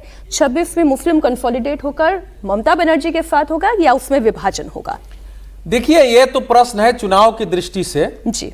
अगर हुमायूं कबीर, पहले इसी का, अगर हुमायूं कबीर कोई पार्टी बना लेता है इस समय, तो देखना पड़ेगा कि मुसलमान कितना उसको सपोर्ट करते हैं। क्योंकि मुसलमानों को इस समय मैंने देखा है कि वो चाह कर भी, अगर कैंडिडेट्स में ताकत है, जीतने वाला है, तो उसको वोट देते हैं। जैसे ओवैसी का कैंडिडेट जीतने वाला था, दे दिया वहां। अगर जीतने वाला नहीं है तो भारतीय जनता पार्टी को हराने के नाम पर वो किसी को भी वोट दे सकते हैं। ये वहां का होता है। अभी तक वामपंथी या कांग्रेस पार्टी की वहां हैसियत नहीं है, तो ये इनकी पार्टी बनती है। वो क्या करते हैं भविष्य की दृष्टि से होगा, या फिर ये निर्दलीय चुनाव लड़के स्वयं ममता बनर्जी को सपोर्ट करते हैं, ये तो सारी चीजें अभी देखनी होगी। ओवैसी की पार्टी वहां आती है, ओवैसी के साथ सुन रहे हैं, अभी तक चुप हैं बड़े। नहीं, उनका वही तो कह रहे हैं ना, उनका गठबंधन होगा, उसके बाद देखा जाएगा होगा। लेकिन मूल बात यह है कि क्या इस देश में चुनाव लड़ने के लिए बाबरी के नाम पर किसी मुसलमान को मुस्लिम बहुल क्षेत्र में उसकी मस्जिद बनाने की अनुमति मिलनी चाहिए थी? और क्या इसके रोकने के लिए कानून और राज्य की व्यवस्था ही पर्याप्त है या उसके परे भी कोशिश होनी चाहिए थी? जी। केवल इतना ही नहीं था, भाई जो भी आपने रिएक्शन अभी दिखाया है वो सारे रिएक्शन टीवी के द्वारा जाने पर माइक सामने लगाने पर दिए गए हैं। ज्यादातर रिएक्शन जो मैं देख रहा हूं बिल्कुल वो कोई ऐसा रिएक्शन नहीं है, चाहे इमरान मसूद हो, कोई की प्रेस कॉन्फ्रेंस भी करके खड़ा होकर के कोई विरोध किया हो, इससे संकेत नहीं है। जब बोलने जाएगा तो वही बोलेंगे। शाहनवाज जी भी हम लोगों के मित्र हैं, शाहनवाज जी को क्या डर है? वो तो किशनगंज से जीत के आए थे, सामने वहीं जाके कुछ विरोध प्रदर्शन कर देना चाहिए था। वो एकदम बंगाल से लगे हुई, मालदा और मुर्शिदाबाद से लगे हुई सीमा है वहां। लेकिन जो रागी जी कह रहे हैं उसमें थोड़ा गुस्सा जरूर दिखता है, लेकिन यह विषय देश का है। ये पश्चिम बंगाल का चुनाव भी पूरे देश के लिए हो गया है, क्योंकि इस समय पश्चिम बंगाल एक ऐसा प्रश्न बन के खड़ा है, क्योंकि विभाजन की मांग और वहां के लिए जितने आंदोलन हुए, हत्याएं हुई, दंगे हुए, उसमें पश्चिम बंगाल उस समय भी एक मुख्य केंद्र था और आज छूट के उधर से बांग्लादेश बना हुआ है। तो क्या वहां यह स्थिति पैदा हो रही? पिछले जब मुर्शिदाबाद में जब दंगे हुए थे तो वहां के हिंदुओं को घर छोड़ के मजबूर किया गया, वो मालदा के स्कूल में थे। ममता बनर्जी उसके दूसरे दिन मुसलमानों ने एक सभा जो वक्फ के विरुद्ध आयोजित किया था कोलकाता में, उसमें वो गई थी, जिसमें उलमा था, कही थी कि हम आपके साथ हैं, ये दंगे बीजेपी और आरएसएस करवा रही है।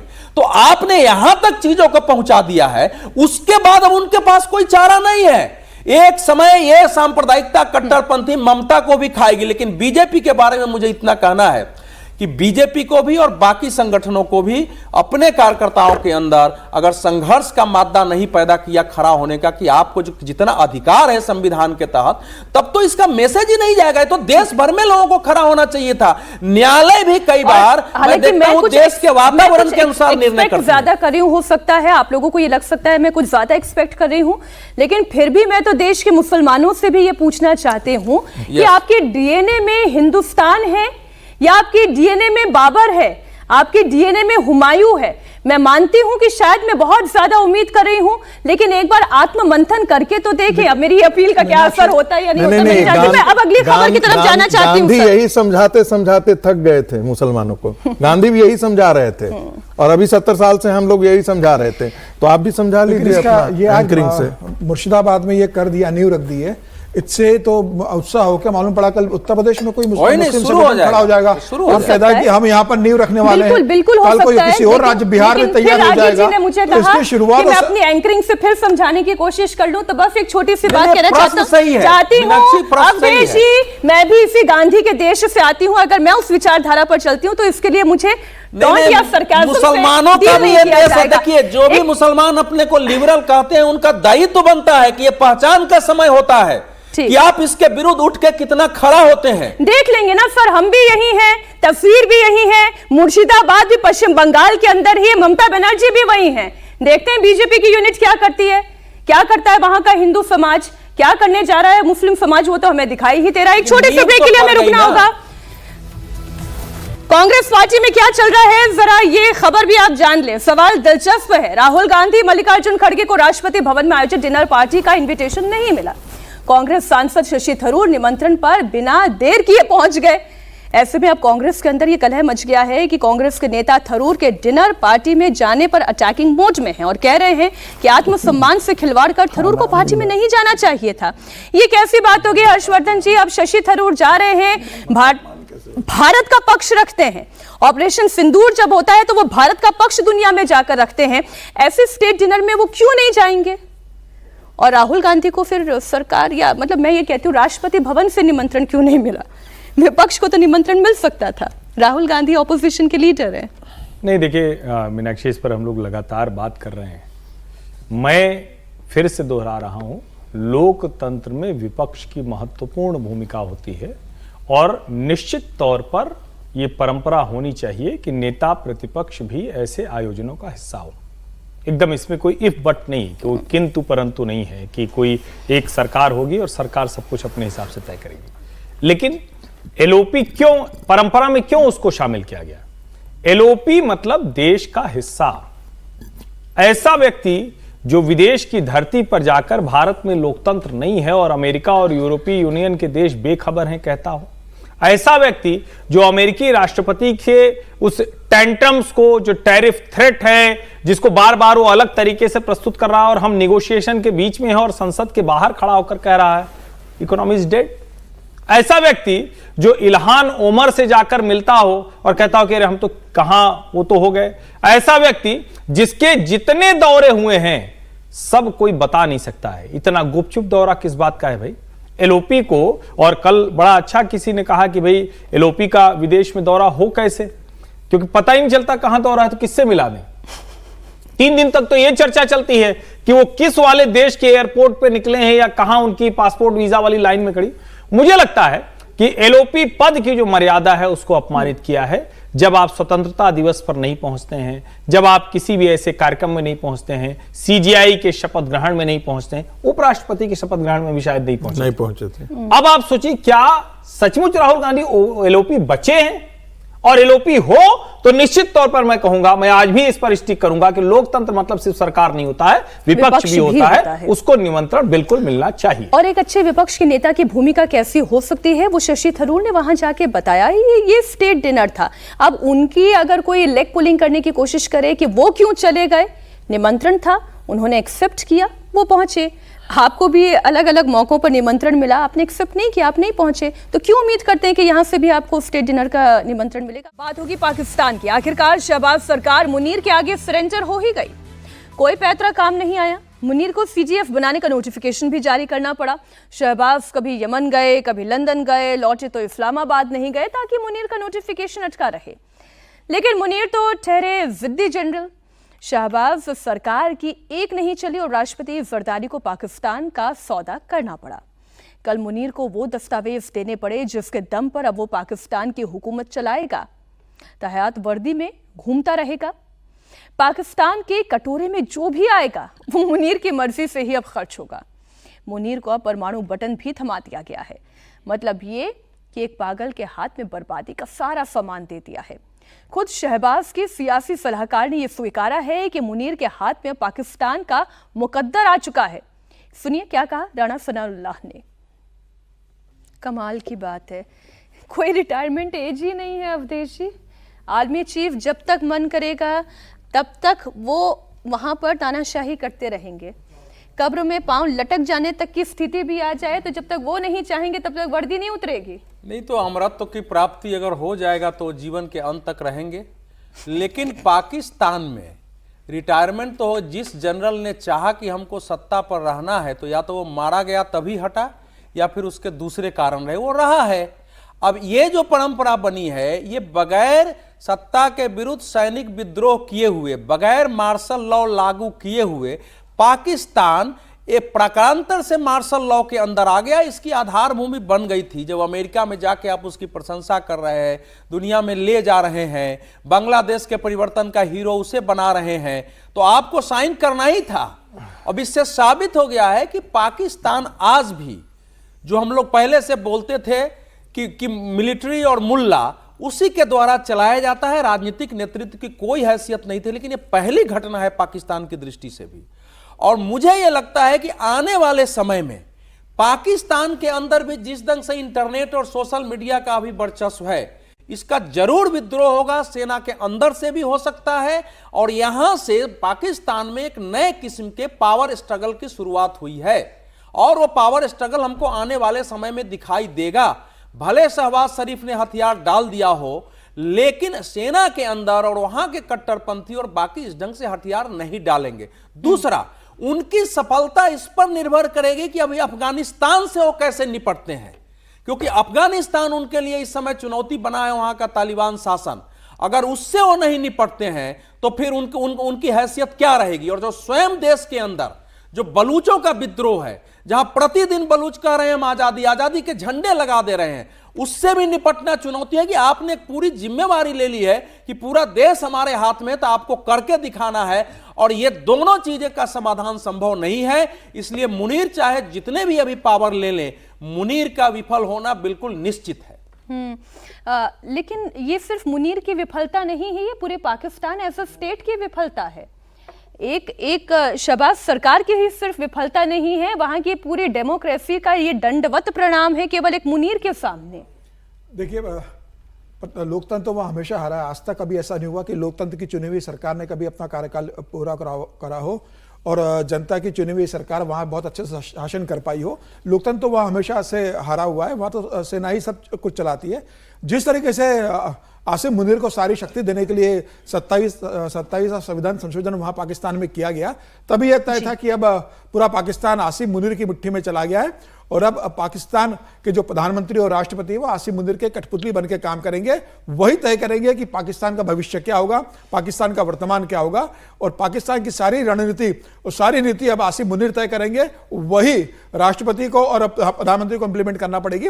और मुझे लग रहा है कि आप जब 27 संशोधन लेकर आ जाते हैं तो उसके बाद आप 2 दिन बाद साइन करो या 4 दिन बाद करो या 7 दिन बाद करो, साइन तो आपको करनी थी। ऐसा हो नहीं सकता था कि आपने 27 संविधान संशोधन इतना बड़ा कर दिया और उसके बाद आप ये कहते हैं आसिम मुनीर से कि नहीं भाई अभी ये इमरान खान ठिकाने नहीं लगा है, अब हमारी अभी ये मांग पूरी नहीं हुई है, हम साइन नहीं करेंगे।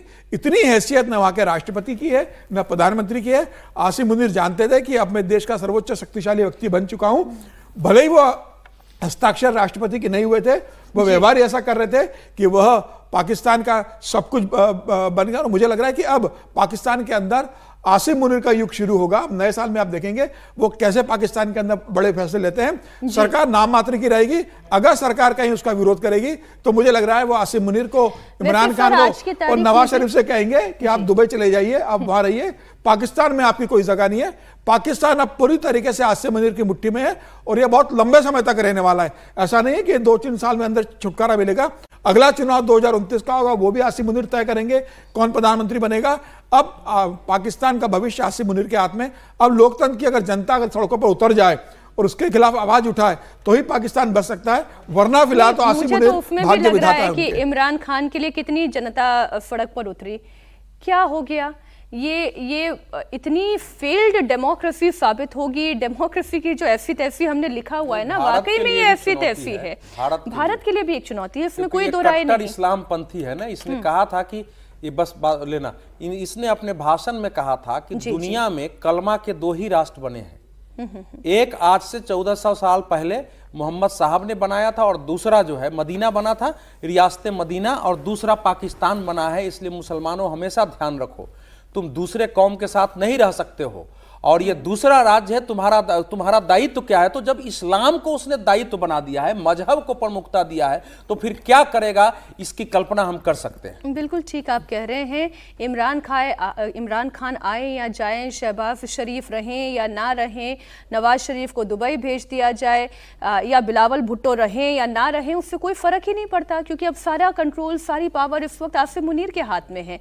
मुनीर से झगड़े की खबरें सामने आने के बाद शहबाज शरीफ सरकार के मंत्री सफाई देते हुए फिर रहे हैं। नोटिफिकेशन में देरी के लिए टेक्निकल कारण भी गिना रहे हैं। पाकिस्तान के interior minister of state Talal Chaudhary ने कहा है कि फौज और हुकूमत में सब कुछ अच्छा है, लोग बेवजह की अटकलें लगा रहे हैं। पाकिस्तान का सौदा कर मुनीर ट्रंप की आंखों के भी तारे बन गए।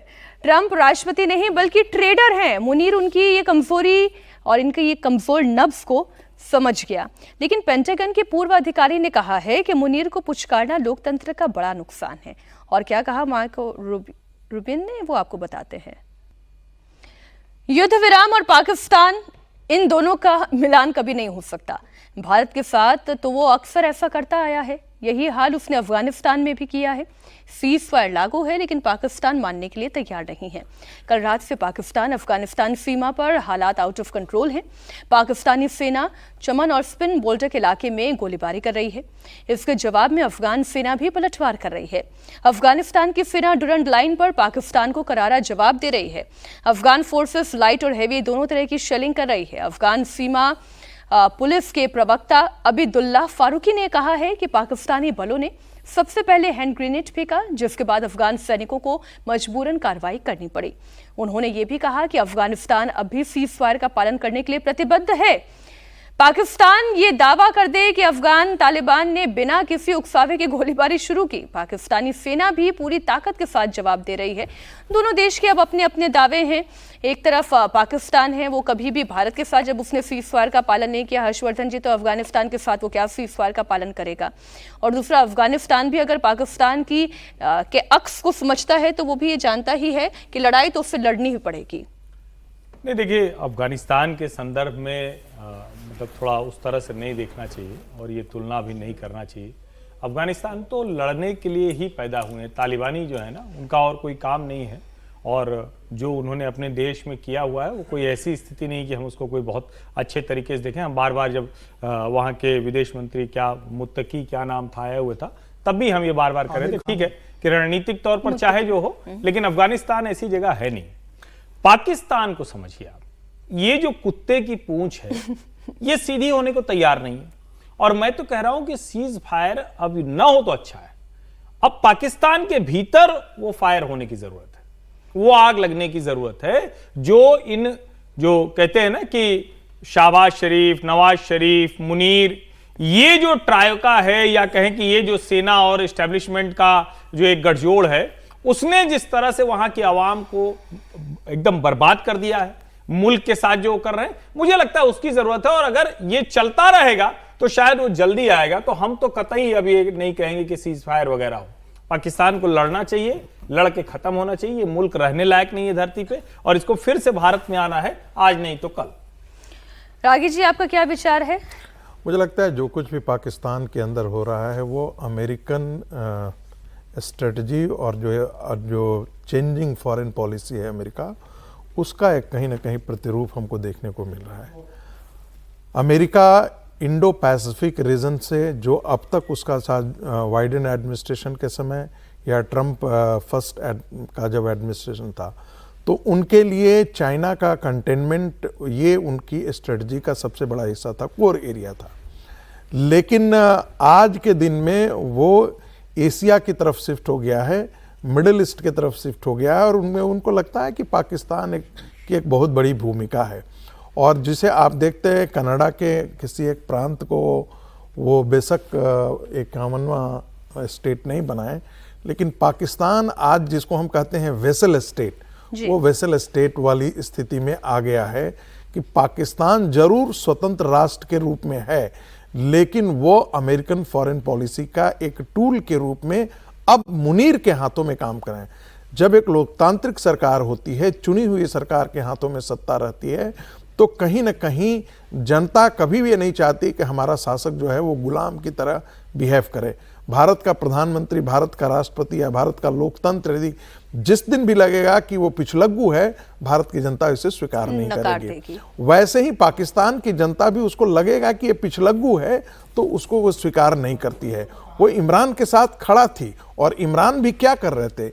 इमरान भी पाकिस्तान के अंदर एक सिविल डेमोक्रेसी, पॉलिटिकल डेमोक्रेसी को एस्टेब्लिश करना चाहते थे, जिसमें जो मिलिट्री एस्टेब्लिशमेंट है उसकी भूमिका ठीक वैसी ही हो जैसे मिलिट्री एस्टेब्लिशमेंट की भूमिका भारत के अंदर है। लेकिन इसको उखाड़ने में कौन मदद किया है? इसको उखाड़ने में मदद किया अमेरिका ने, मदद किया आर्मी का एस्टेब्लिशमेंट ने मदद किया।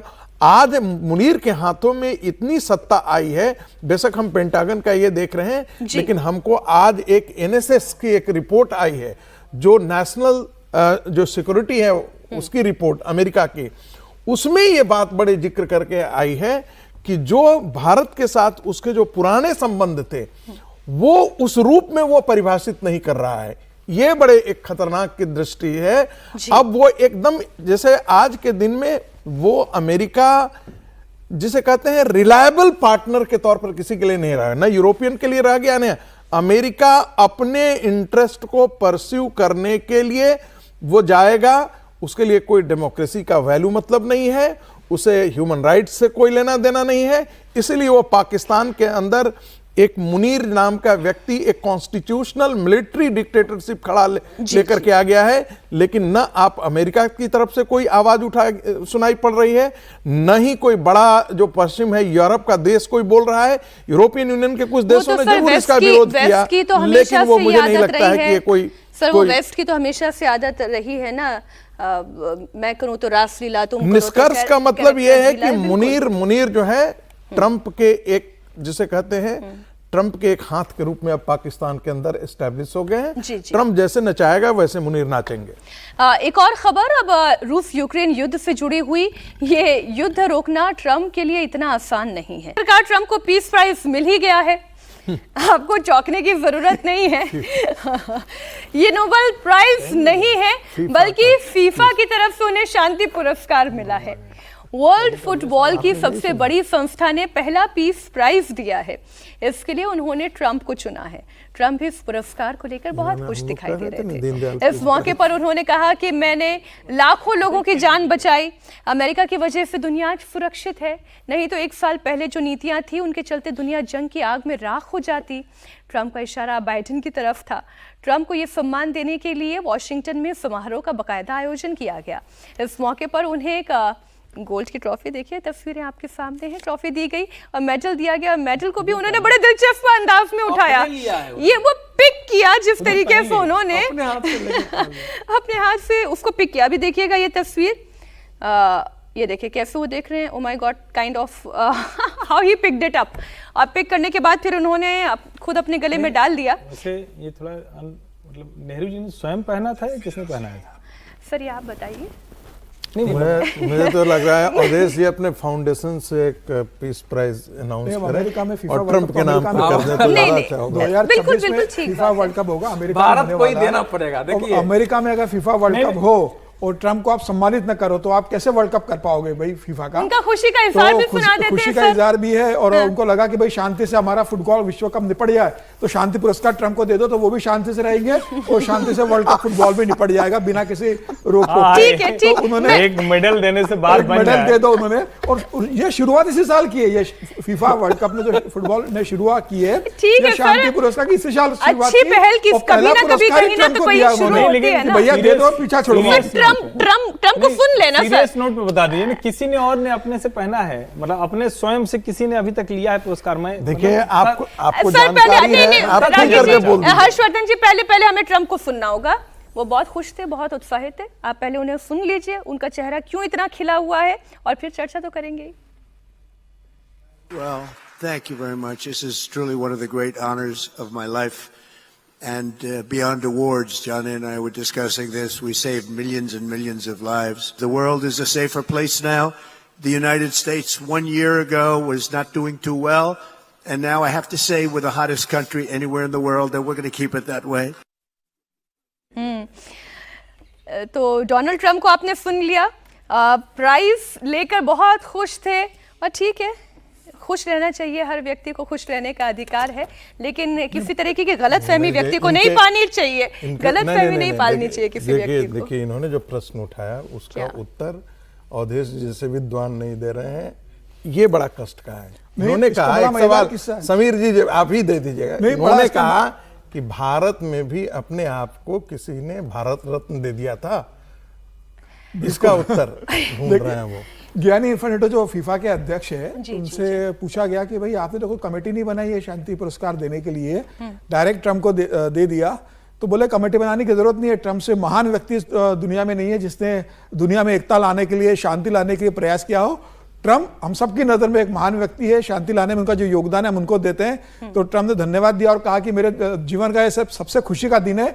और उन्हें ट्रंप ने कहा कि भाई मेरे आंसू नहीं आ रहे, लेकिन मैं बहुत ज्यादा खुश हूं कि मुझे ये पुरस्कार दिया गया। लेकिन उस दिन उनकी आंखों में आंसू आ जाएंगे जिस दिन रूस देखिए जब गले में उनका मेडल पहनाया तो उन्होंने ये पूछा कि मेरा सर्टिफिकेट कहाँ है, फिर सर्टिफिकेट भी दिया गया उनको।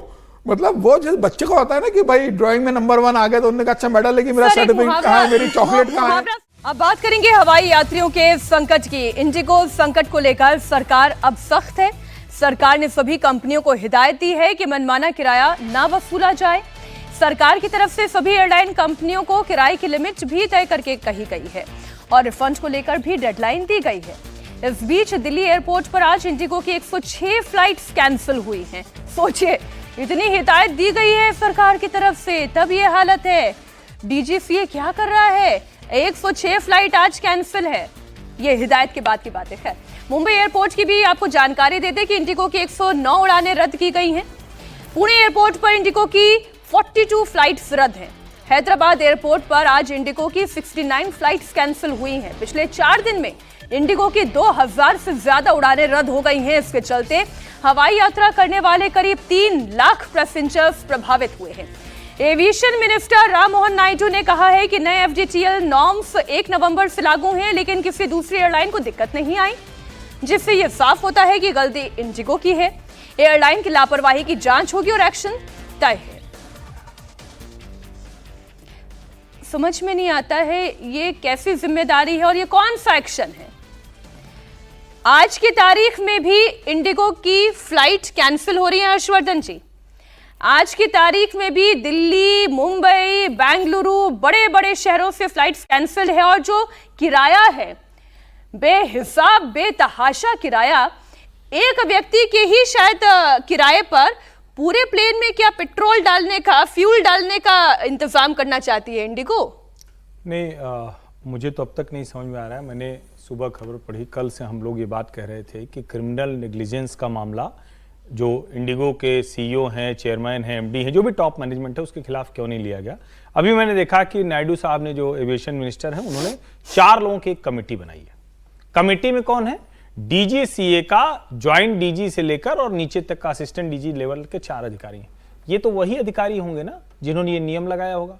ये वही अधिकारी होंगे ना जिन्होंने फॉलो अप नहीं किया। ये वही अधिकारी हैं जिनको ये नहीं पता है कि उड़ान जाती है तो कितने पायलट और कितने क्रू चाहिए, उसके बाद ये कर रहे हैं। डीजीसीए का अस्तित्व तो रहना चाहिए क्या? मैं तो बार बार कल से एक बात ये कह रहा हूं कि डीजीसीए की इमारत को समतल कीजिए, वहां बढ़िया हरा भरा पार्क बनाइए, कुछ अच्छा प्रदूषण बढ़िया ठीक होगा, कम से कम कुछ तो सांस लेने की स्थिति होगी। सरकार अभी भी, और मैं देख रहा हूं कि आ रहा है कि वो कैप कर दिया है, टिकट अब थोड़ा वो ठीक हो गया। अगर सारे नियम कानून जो तोड़ने के बावजूद इंडिगो पर कार्रवाई नहीं हुई तो सरकार क्या चाहती है? दूसरा, नायडू जी कह तो रहे हैं कि ये होगा, होना चाहिए, नहीं होगा।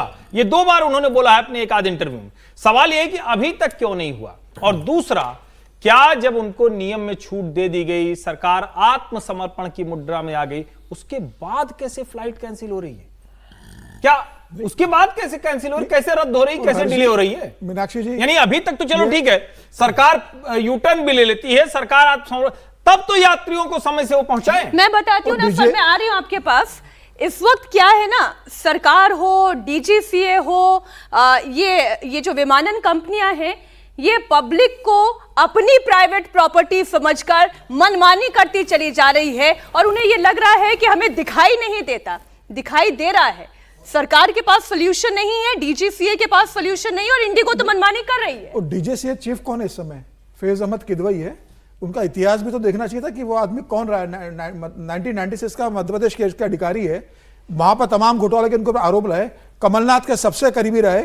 और ये मोहसिना किदवई जो कांग्रेस की नेता है, उनके परिवार के सदस्य है और इनकी भतीजी जो राहुल गांधी की जो भारत जोड़ो यात्रा है उसकी प्रभारी रही है, यामिनी किदवई, वो पूरा राहुल गांधी की भारत जोड़ो यात्रा देखती रही है। तो ये जो घोर कांग्रेसी रहे हैं, कमलनाथ के एकदम करीबी रहे, कमलनाथ की कई व्यवसाय में हिस्सेदारी रही, वो आदमी डीजीसीए का चीफ बनकर बैठा हुआ है, उसके ऊपर आप कार्रवाई नहीं कर रहे हो। क्या कर रहा है ये किदवई? वहां पर बैठ के जो पूरी कांग्रेस इकोसिस्टम को वहां चलाता है, कांग्रेस के लोग वहां ठेकेदारी करते हैं, कांग्रेस के लोग जो चाहते हैं वहां पर डीजीसीए चल रहा है। तो ये किदवई के ऊपर कार्रवाई क्यों नहीं कर रही है?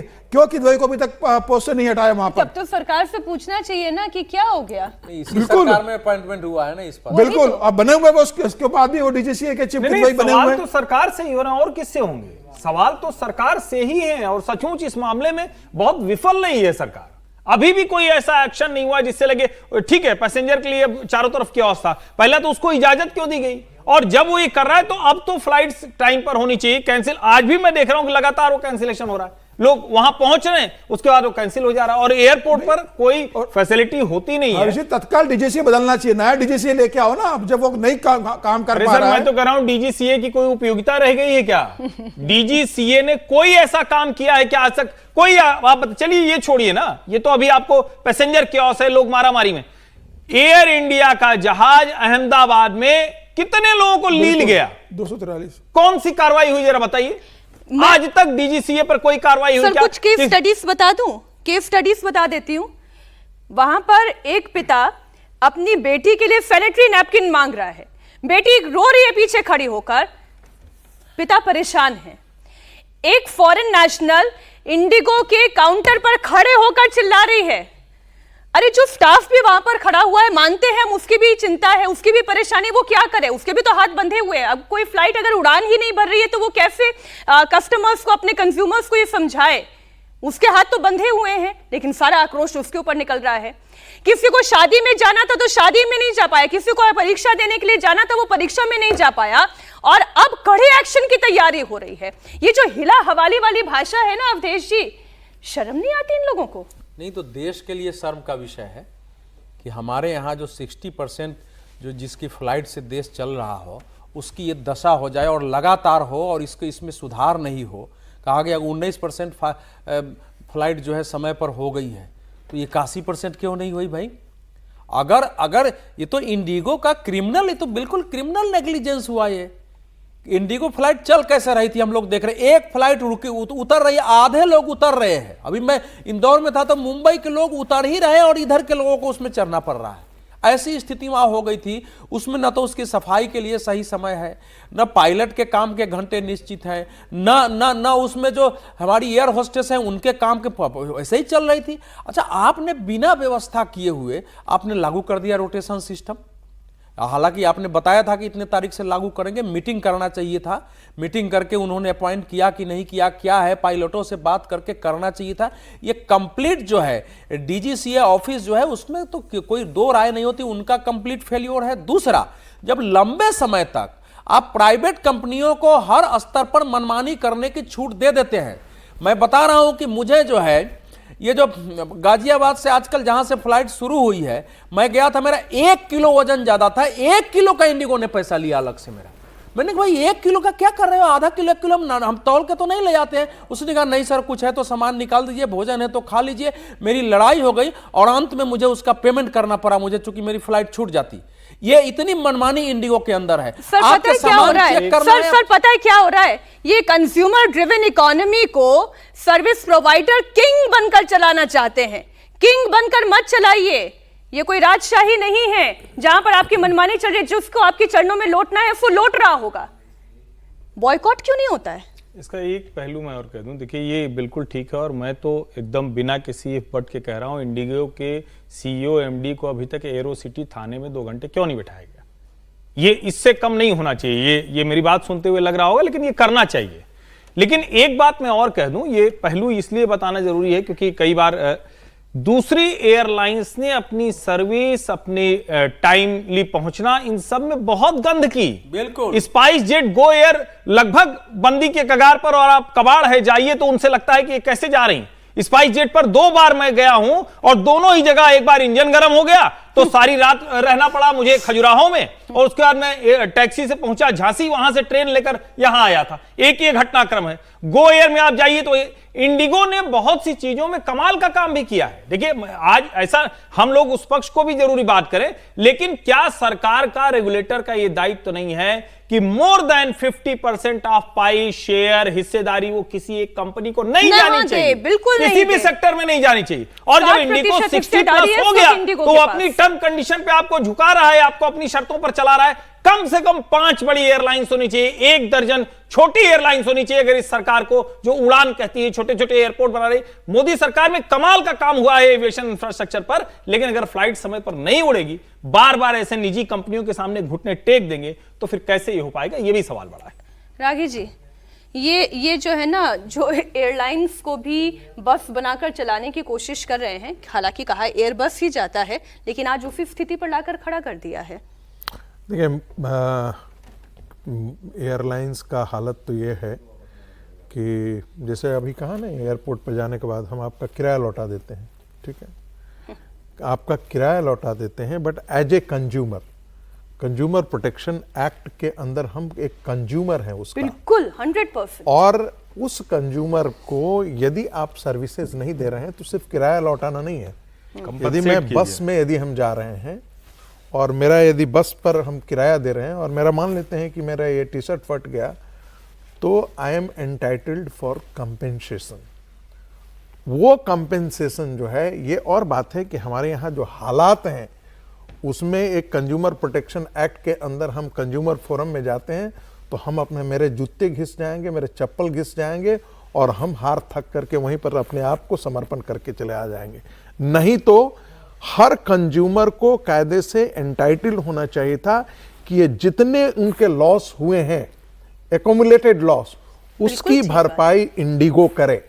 चाहे कोई देहरादून से आकर के पकड़ रहा हो, मान लेते हैं कोई बिजनेस के लिए जा रहा हो, मान लेते हैं किसी का यदि इंटरव्यू देने जा रहा हो, वो नहीं जा पाया समय पे, इसके लॉस को कौन कंपेंसेट करेगा? आपने अब एयरपोर्ट तक बुलाया, एयरपोर्ट पर बुलाने, मान लेते हैं यदि था तो आप 10 दिन पहले भी बता सकते थे। 10 दिन में वो आदमी कोई और व्यवस्था करता, गाड़ी से जाने की व्यवस्था करता, प्राइवेट कार से जाने की व्यवस्था करता, ट्रेन से जाने की व्यवस्था करता, कोई अपना अल्टरनेटिव व्यवस्था करना।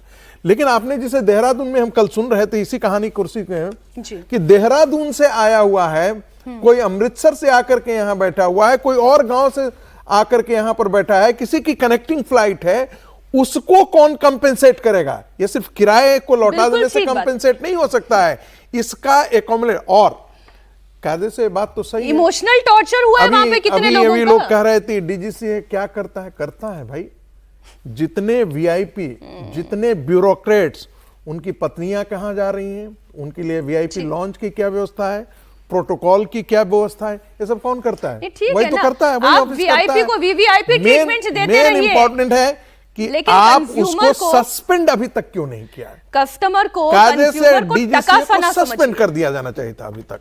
मैं वही कह रही हूँ सर, वीआईपी को वीवीआईपी ट्रीटमेंट आप देते रहिए, लेकिन ये जो आम जनता है, ये जो आम उपभोक्ता है, ये जो कंज्यूमर है, उसको टका और कौड़ियों के भाव में मत तोलिए, क्योंकि किराया देकर ही कोई उड़ रहा है, आप एहसान नहीं कर रहे हैं किसी पर। अगली खबर पर हम जाते हैं। बात बिहार विधानसभा की होगी। शीतकालीन सत्र को बीच में छोड़कर यूरोप जाने पर तेजस्वी यादव घिरते दिखाई दे रहे हैं। सरकार अटैकिंग मोड में है। बीजेपी और जेडीयू के नेता विधानसभा के नेता विपक्ष पर तंज कस रहे हैं। आपको बता दें कि तेजस्वी यादव फैमिली के साथ यूरोप ट्रिप पर निकल गए हैं। तेजस्वी यादव ने 2 दिन का सत्र अटेंड किया और बीच में ही वो छोड़कर चले गए। पहले खबर आई कि वो दिल्ली गए हैं, बाद में ये पता चला कि वो फैमिली के साथ यूरोप छुट्टियां मनाने गए हैं। देखिए, हार से इतना ज्यादा दब गए हैं कि वो पब्लिक में आना ही नहीं चाहते हैं। बहुत सा बात उन लोगों ने कह दिया था चुनाव के समय में। उन्होंने प्रोग्राम बना लिया था, मंत्रालय बांट दिया था, ट्रांसफर पोस्टिंग की बात भी कर दी थी। अब हुआ जस्ट विपरीत का कि एकदम गड्ढा में गिर गए, तो वो कौन मुंह से बाहर निकलेंगे?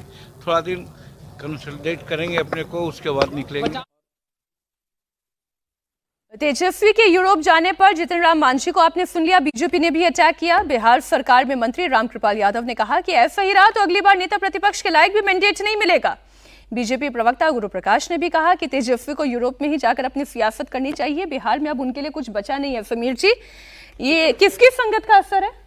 अब विदेश बार बार जब जाते हैं उनके संगत का असर है। जब उनके साथ वोट अधिकार यात्रा निकाली होगी तो फिर उन्होंने साथ में जब डिनर करते थे, लंच करते थे, तो बताया उन्होंने अपनी विदेश यात्रा का अनुभव बताया होगा। समीर जी रुक जाइए, आप जो है सीधा उत्तर नहीं देते हैं।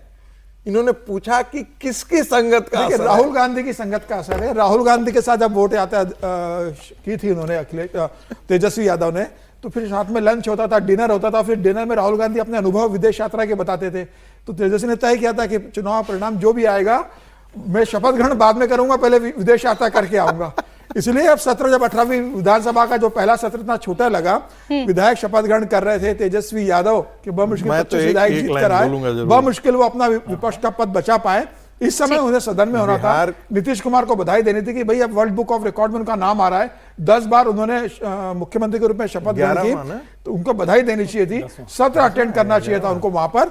और मुझे लगता है उसके बाद वो विदेश चले जाते। 4 दिन बाद जाते तो क्या पढ़ते? इतना छोटा सत्र था, आप अपने विधायकों को अटेंड करते। मुझे लगता है कि तेजस्वी यादव को संगत का असर है।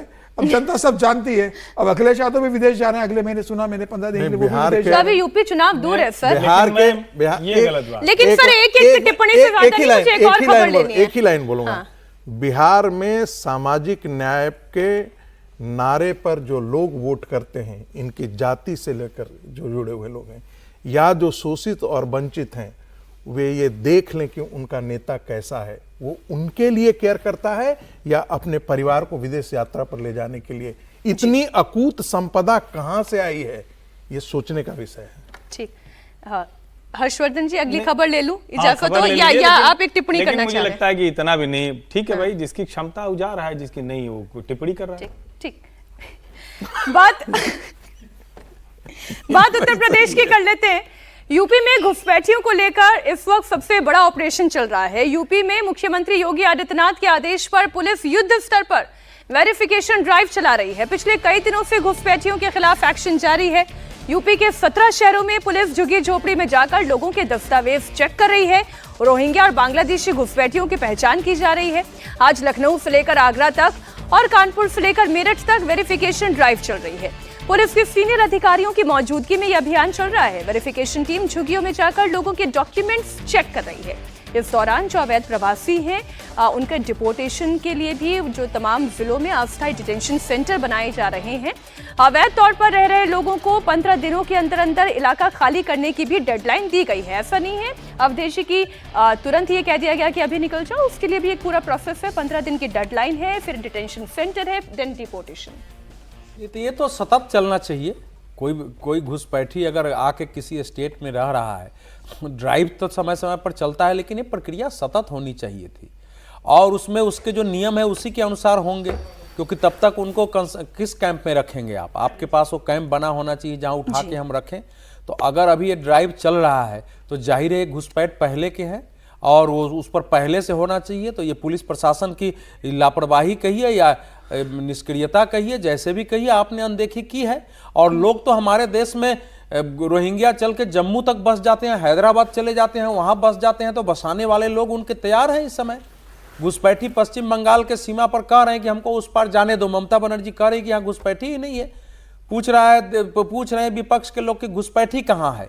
ये ड्राइव ठीक है और ये ड्राइव पूरे देश में चलना चाहिए। एक एक घुसपैठी को निकालना चाहिए। नहीं जाते हैं तो नियम पूर्वक उनके लिए जो कैंप होता है उस कैंप में रखा जाना चाहिए। लेकिन यूपी में अब जो है 8 साल की सरकार हो गई है, अब पूरा 8 वर्ष पूरा हो जाएगा। कम से कम यूपी की साफ सफाई आवश्यक है देश को मॉडल देने के लिए। ये बिल्कुल साफ सफाई होना चाहिए था। जहां तक तेजस्वी जी का सवाल है, देखिए अब बिहार को एक अनुपस्थित विपक्ष के नेता के रूप में ही शायद विधानसभा चलाना पड़ेगा, क्योंकि एक व्यक्ति जो मुख्यमंत्री की शपथ लेने वाला था, अगर उसकी यह दशा हो गई है तो उस पर एक शौक भी लगा है। पता नहीं वो अब राजनीति करने के लिए तैयार है नहीं है, इस पर भी अभी कुछ उन्होंने नहीं बोला है। अपनी पराजय के बाद अपने भविष्य की दृष्टि से आरजेडी को लेकर उन्होंने कोई बयान अभी तक नहीं दिया है। तो वो सब बयान आएगा तभी पता चलेगा। लेकिन ये बता रहा है कि धीरे धीरे उनकी अभी वर्तमान स्थिति के राजनीति से अरुचि पैदा हो रही है। और बिहार के लोगों को, आरजेडी के लोगों को, सबको यह विचार करना चाहिए कि अगर अरुचि, लालू जी को भी करना चाहिए कि अरुचि अगर पैदा हो रही है तो क्या दूसरा कोई नेता हम सामने खड़ा कर सकते हैं। लेकिन वो स्थिति में अब क्या वाकई में है भी, फिर ये चर्चा बहुत लंबी हो जाएगी। हर्षवर्धन जी, इन तस्वीरों पर घुसपैठ मुक्त उत्तर प्रदेश, ये ड्राइव बहुत तेजी से चल रही है। देखिए, मैं बस ये कहूंगा कि राजनीतिक जिसको कहें कि पॉलिटिकल हेडलाइन जिसको कहते हैं, उसके लिए बस इस तरह के अभियान न चले। ये देश की आंतरिक सुरक्षा के लिए बहुत गंभीर मसला है। पूरे देश में ये ड्राइव चलनी चाहिए, चिन्हित किया जाना चाहिए। और डिटेंशन सेंटर में क्यों रखना भैया, निकाल के बाहर करो, सीमा तक ढकेलो, उसके बाद वहां में रोको।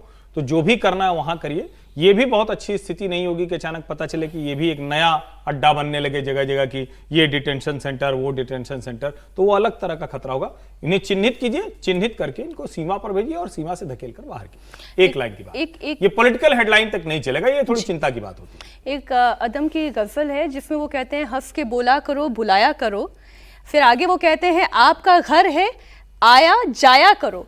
तो भाई आइए, लेकिन फिर चले भी तो जाइए। यहाँ पर रुक के मत रह जाइए। आया जाया वाले नहीं हैं, ये छुप छुप के आने वाले हैं। इनको अच्छे से डंडा मार के बाहर करने की जरूरत है। वो है, आ जाएंगे तो आपको भेज देंगे, तो बड़ा मुश्किल है। आ जाएंगे तो आपको भेज देंगे कि आप हमारी जगह है। टिप्पणी की है घुसपैठियों पर और उसके विरुद्ध जो पत्र लिखा है देश के पुराने कुछ, नहीं वो तो शर्मनाक है। अच्छा कि आपने याद दिलाया। वही ना, वो जिस ढंग से, वो शर्मनाक नहीं है, वो गिरोहों का तो गिरोहों का सरगना है। तो देश वो हमेशा ऐसे बोलते रहते हैं। सुप्रीम कोर्ट ने स्पष्ट कर दिया है कि पहले आप सुरंग खोदते हैं, घुस के आते हैं, तब कहते हैं कि हम आ गए हैं, अपने पर कानून लागू करो। तो ऐसे देश चलेगा क्या? हम किसी के बारे में पूछा था उस दिन सुप्रीम कोर्ट ने। अब उसके बाद इस देश में सो कॉल जो मानवाधिकारवादी, अगर एक एक घुसपैठियों को अपने घर में रख ले, वो एक कोना दे दो ना भाई, बड़े बड़े घर हैं लोगों के, एक एक कमरे दे दो कि हम अपने घर में इनको रख रहे हैं, देश पर रखा जाए। और तो एक तरफ ड्राइव चल रहा है, हो सकता है इसके विरुद्ध भी कोई सुप्रीम कोर्ट चला जाएगा लेकर के कि भाई ये ड्राइव ठीक नहीं है, मानवाधिकार के नाम पर चला जाएगा। इसलिए मैंने कहा अब आ गए हैं तो चले भी जाइए, खुद नहीं जा रहे हैं तो फिर डंडा मार के, जैसे हर्षवर्धन जी कह रहे हैं वैसे भेजे जाएंगे।